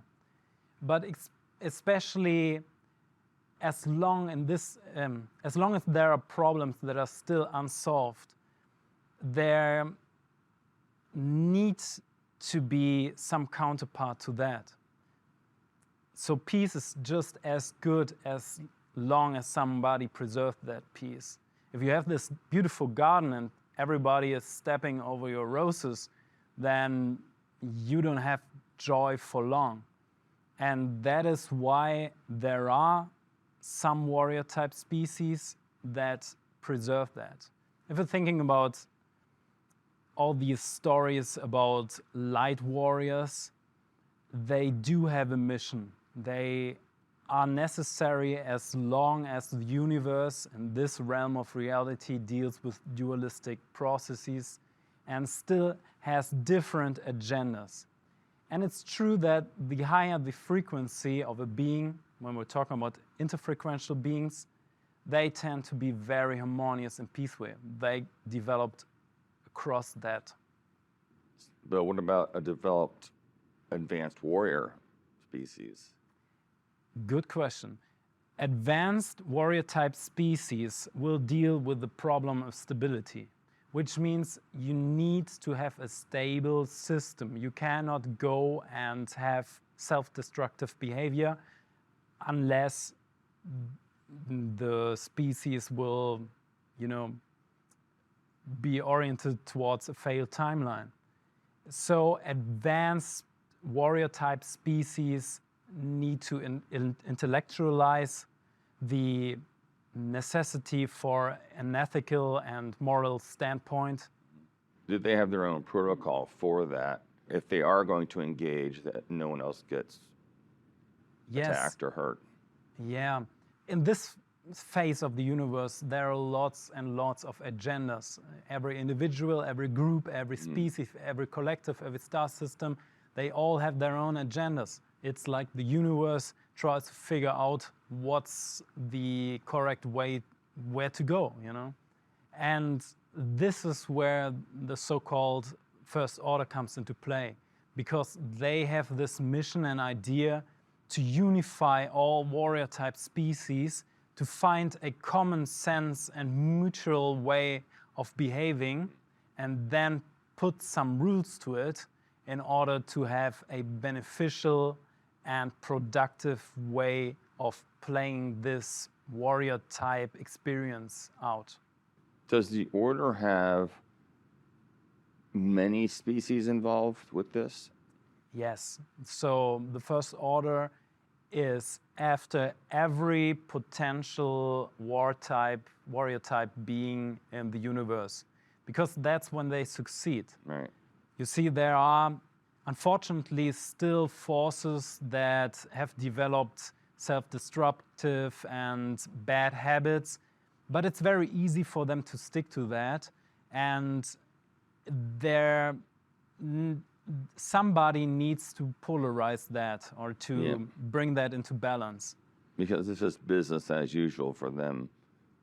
Well, correct. They need to, if they want to preserve their own status and not get destabilized, they need to force their will upon others, which will end in destructive behavior, and is destructive behavior.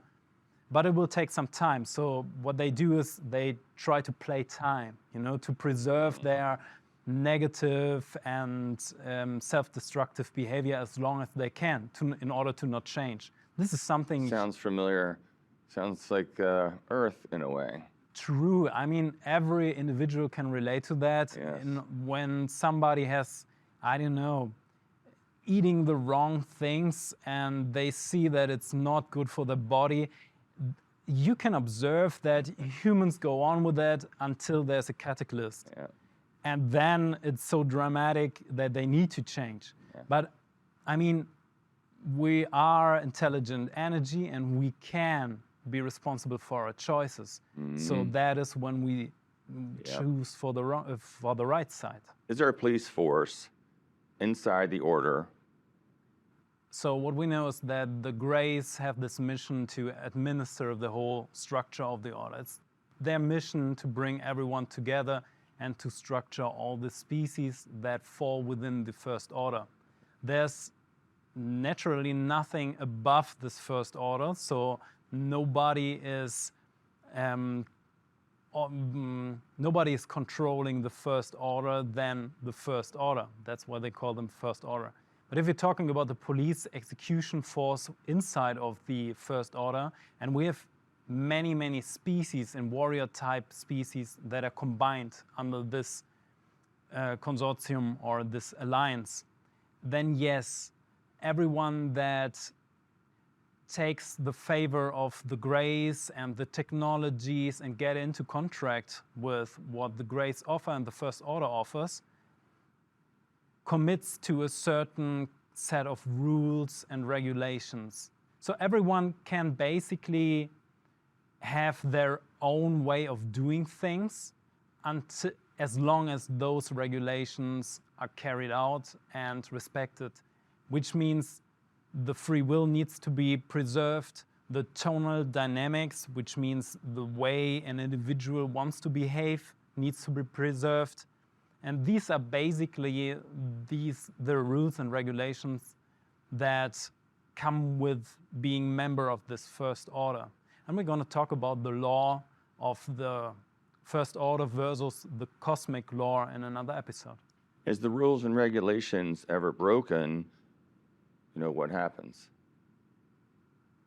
For sure. So there are many cases where warrior-type species become part of the First Order and then just, take away the benefits and do not want to commit to the overall mission and plan. And this is what happens when, warrior-type beings get into conflict. And then, yeah. Do you see that happening here on Earth? I actually do. I think that the Earth as a warrior-type species that has certain contracts with the Greys is obliged to fulfill certain rules and regulations. And the time is running and things need to be administered in certain ways in order to have a mutual benefit for everyone. Where do you see humanity as we move forward in relation to the First Order? I can only assume. First of all, I think that the harmful installation that has terrorized Earth for thousands and thousands of years is going to be removed in order to come back to a place where everyone can evolve constantly and successfully, because everyone has made the experience, I guess, on this planet that developing spiritually and constantly in a positive way is something that is made really, really hard. And we're going to talk about that in another episode. But reality is shifting more and more. More and more people will come forward and tell about their relationships to extraterrestrials.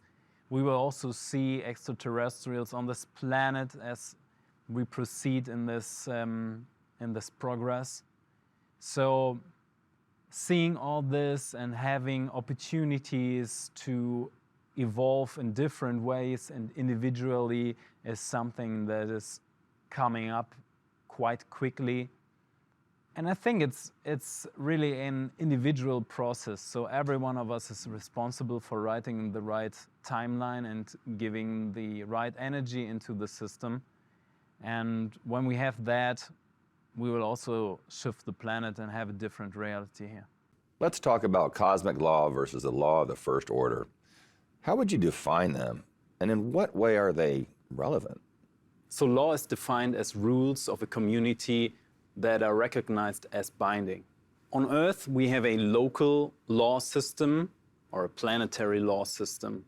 And this one is not homogeneous, which means there are states and regions and countries that have different sets of laws. These all are artificial law systems, which are basically regulating the way people come together and behave together. But there's also something natural, which is cosmic law. Cosmic law is the accumulation of all the naturally occurring dynamics and laws and rules of the universe. That includes physics, but also some parts that come from the psychology of the universe, from the consciousness itself, how it behaves and how it's structured. In this version of the universe that we're in right now, every consciousness unit or CU has allowance to do whatever they want to experience, because probabilities define what is possible in this universe, and every probability wants to play itself out. So one example would be violence. So in terms of cosmic law, the universe is experiencing itself in the most ugly and unhealthy and rough way possible. But it's still probabilities that are played out. On Earth, we have this artificial law system, which means that a third consciousness level is trying to deal with all these problematic systems and problematic experiences. How do we socially structure ourselves in order to have a kind of fair system socially? And that means that they A, prohibit certain things, and B, prosecute them. But prosecution makes things worse. It's more unhealthy because you put guilt and loathing to it. That means that when the universe wants to experience certain things, and this adds to the amount of experiences the universe can make, and this is good because it creates diversity, it kind of blames itself for this very natural behavior, and that makes it worse. Prosecuting behavior does not make that behavior go away, because the probability and the experience orientation of the universe does not vanish, it does not fade by prosecuting it. It just creates an unhealthy way to define and to look upon it. If you're thinking about the term karma, if you want to think in those terms, then there are three ways for dissolution of karma. The first one is self-determination, which is an intellectual way and an approach in what to do with those self-destructive and unhealthy behaviorisms. That means that you A, have to constantly remind yourself, and B, train yourself to be a better person.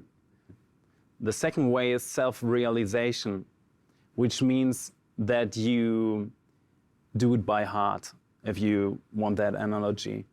It also means that you're not only doing the right thing, but it's within yourself, within your being to do the right thing. And that is something that needs a lot of experience to come to that point naturally. It's not an intellectual approach, but it's something that comes from deep within. The third way to dissolve karma is the reframe and let it play out factor. And this is when the law of the first order kicks in. It means to put a self-destructive behaviorism into a voluntary self-harm. For example, boxing. This is defined as a voluntary self-harm.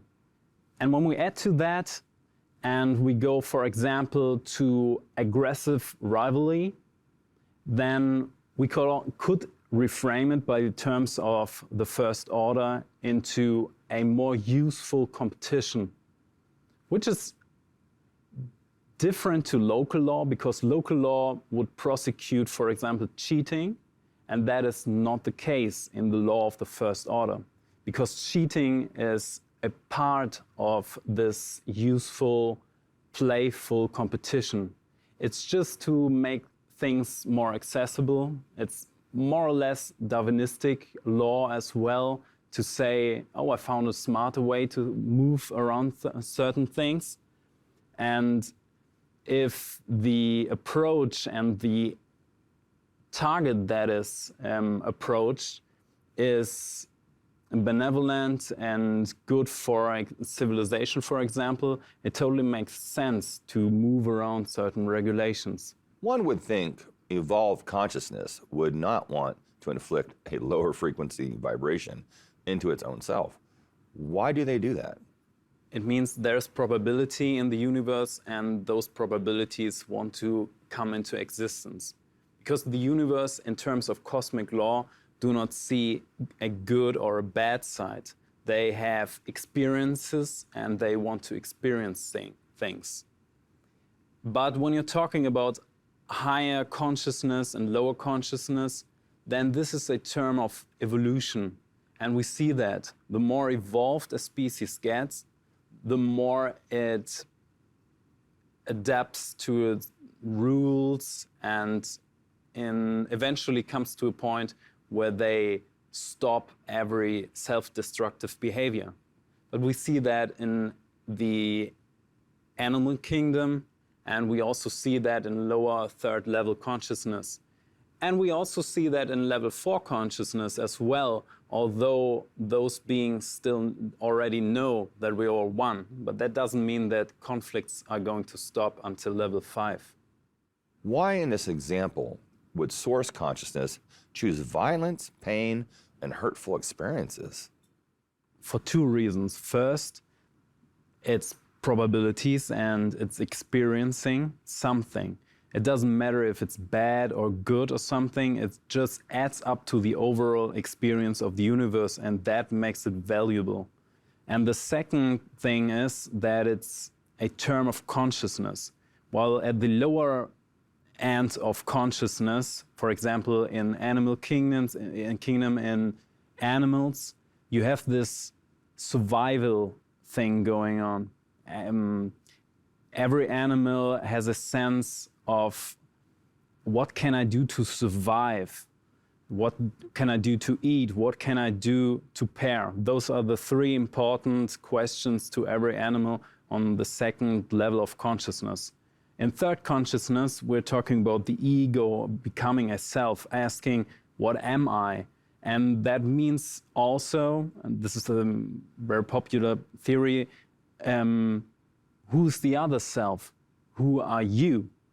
And that brings conflict as well. So regulations are something very basic to the third level of consciousness. In level 4 consciousness, we all intellectually know that we are connected, but we do not still experience that in a very profound and believable way. So that doesn't mean that conflicts end in level 4. It is level 5 of consciousness where we all experience oneness and connectivity. And in that moment, all these problematic and self-destructive behavior come to an end. And also those beings or consciousness units that clinch to self-destructive behavior do not reach level 5. They will fail. So then, with every challenge or adversity, can it be said that the intelligence of any being or collective being accelerates because they are forced to be creative and adapt? In terms of cosmic evolution, the cheating process, which means to find a more clever solution to some things, is like a creative approach to something. That could also rule out something that became obsolete, for example. So if you have like a very traditional rule set and you find a better way to do it, then why not? It's more effective. So if we're coming back to this warrior type species that we were talking about in the previous episode, when you then apply the law of the first order, that means to bring all these potentially self-destructive warrior species together and to use them in a useful way for the overall evolution of the universe.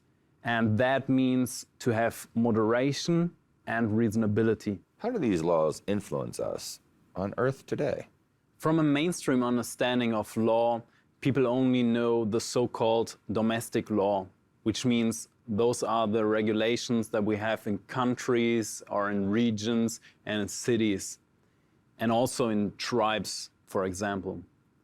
What we miss out, and this comes into play when we take the exopolitical factor into it, is the so-called genetic law and the temporal law, and in the last instance, the law of the first order.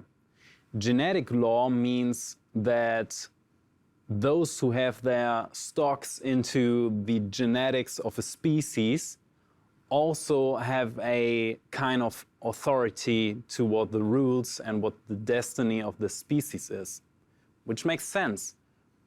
So basically a species that is very pure in genetics can rule out everything on their own. As we know, on Earth we have like 12 manipulators of the genetics, and some of them did that in order to have some influence on the regulations and of the destiny of this planet. And that makes things a little more complicated. The third factor is the so-called temporal law. In domestic law, we know that if you have a basic first instant of law, when you're not happy with the decision that a judge made, you can go to the next instance and he will rule maybe differently. We have the same steps coming from domestic law to genetic law to temporal law to the law of the first order. As we already approached that topic, the Greys are coming from a previous version of the universe. So their understanding is that they are here the longest time. Because there are some species, and that has happened in the history of Earth, that are time-traveling species. And we've seen that with at least one reptilian species that has changed the timelines of Earth. And they say that they have more authoritarian power on Earth because they went through time. They influenced humanity almost from the beginning on. But that is why when the Greys say that they come from a previous version of the universe, and so their authoritarian power is the greatest of all. Tim, what or who maintains and oversees these laws? All right, so while cosmic law is a natural force and describes the natural dynamics of the universe, all other laws we're talking about are artificial laws, which are set upon something. The Greys, for example, they gave technology and other things to species and to planetary systems in order to offer their help as an administrative force. When we're talking about the law of the first order, this is something that does not apply to every part of the universe, although this is the mission of the Greys to establish that. But it only applies to those who are in contract with the Greys. So local laws, the lowest threshold to the set of laws we're talking about, and the Greys understand themselves as some kind of supervision instance. So they oversee and regulate for those planets in the last instance when the law of the first order applies to this star system. The Greys must be hundreds of thousands of years ahead of us. Why is this level fun for the Greys? They needed, we were talking about this master line, which means that the Greys became very isolated in one previous version of the universe, and through that experienced lots of trauma, and they needed to shut that down, and they needed some kind of reason to be alive. And the lowest reason that is stable enough to ascend to level 7 is the emotion of fun. The Greys are overseeing laws. But if I, or any civilization, do not want to play by their rules anymore, who's going to enforce those rules? It depends on how much you influence the evolution of others. If a species decides for themselves to be self-destructive and to carry that out, then it's okay for the Greys, because they will eventually be a failed timeline. They will vanish and fade away. And there are some species that do that in order to be as stable as possible and as long as possible without changing. They try to subjugate other species. And this is where the Greys step in order to preserve the tonal dynamic and the overall evolution of the universe.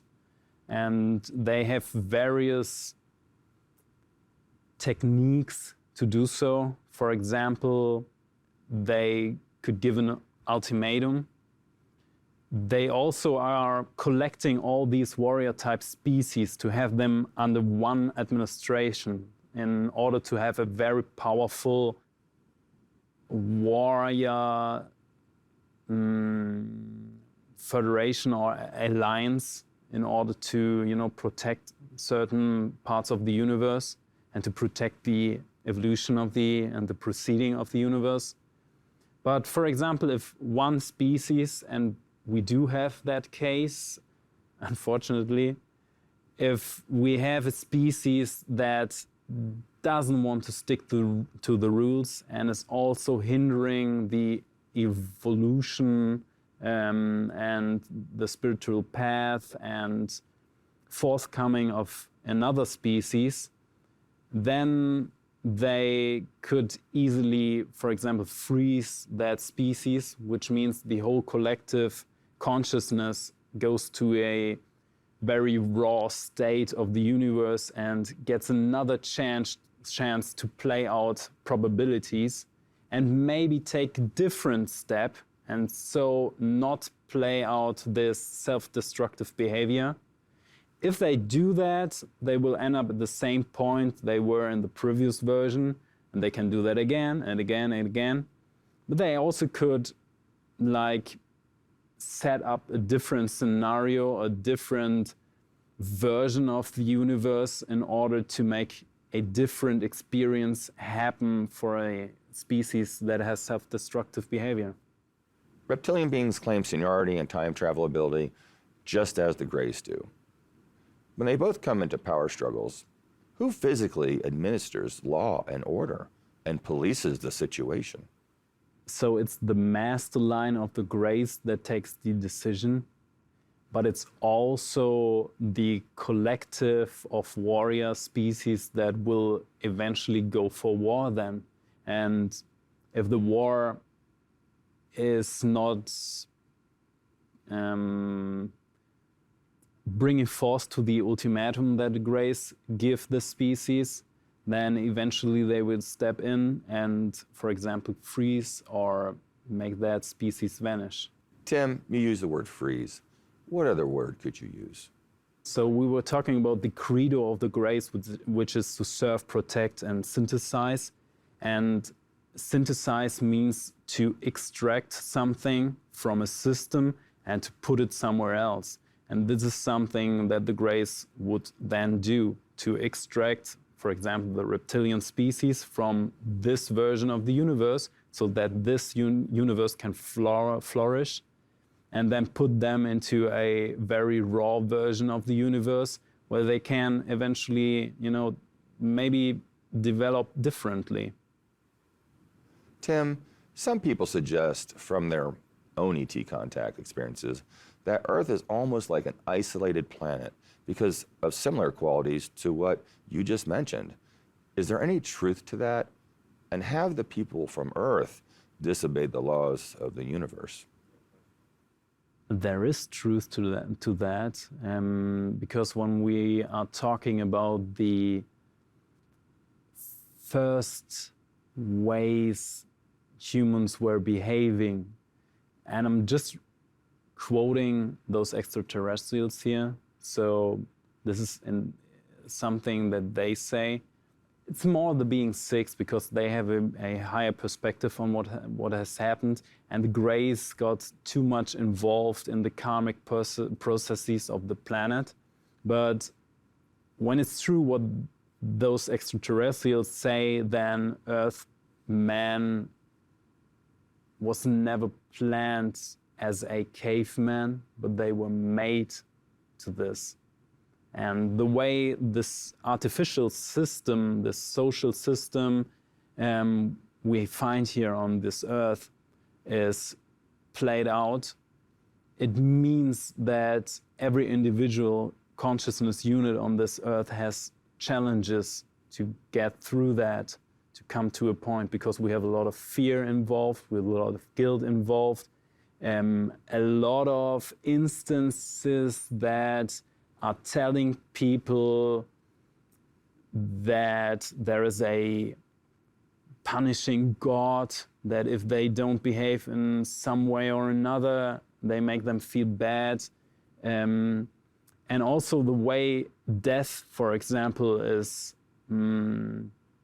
looked upon on this planet is something that is totally opposite to what, for example, being six would say to this topic. Are we currently in that locked up, isolated position, or is that opening up? It's totally opening up. And that is the reason why we have all these disclosures right now. Because, time is running up. They are pushing a lot to the disclosure topic and to get that out. Because the denser the universe gets, the more influences are upon one point of existence. And that will happen, and reality will shift a lot. Is it possible that these laws of the universe are written into our DNA in some way? Some parameters are inside of the DNA. For example, the level of aggression of a species, the level of comfort is inside of the DNA, and the level, for example, of peaceful behavior is also inside of that. Because we know there are dozens of manipulators on this species and the genetics of humans on this planet, we can see that the parameters that are inside of the DNA of humans are influenced. And all these parameters are affecting the cohabiting of a subject and of subjects in general. Do we know the source of that written code giving us those parameters? I know that it's about 12 species, but I don't know all of them. Are these master species influencing certain parameters? I think it's part of the agenda to go to certain places and to manipulate things, some in a benevolent way, some do it with bad agendas. Where do you see these laws taking humankind as we look to the future? To my understanding, right now, there's an effort being taken to remove some harmful aspects of the genetics in great parts of the population of humanity. And we will also talk about the installation that blocks the evolution of humanity. And I think that those will be beneficial efforts and bring, you know, some kind of divinity to the human and some elevated consciousness to the population of Earth. We will also see that when we realize that the universe gets denser and we will be in contact with different forms of life, then we'll have to find some kind of agreement in order to get along peacefully. And although there are some, you can see that some species are trying to find a cohesive regulation system in order to prevent conflicts to be part of the universe. In the end, it's a lot of chaos out there, and I think that we'll have to deal with that for some time until mostly everyone has realized that we are all connected and we need to cooperate peacefully. Tim, is this something we will experience in our lifetime? As I know that everyone is responsible for their own timeline and everyone can move and project something out into the field of probabilities, yes, some will experience very interesting changes to the way we structure our reality now.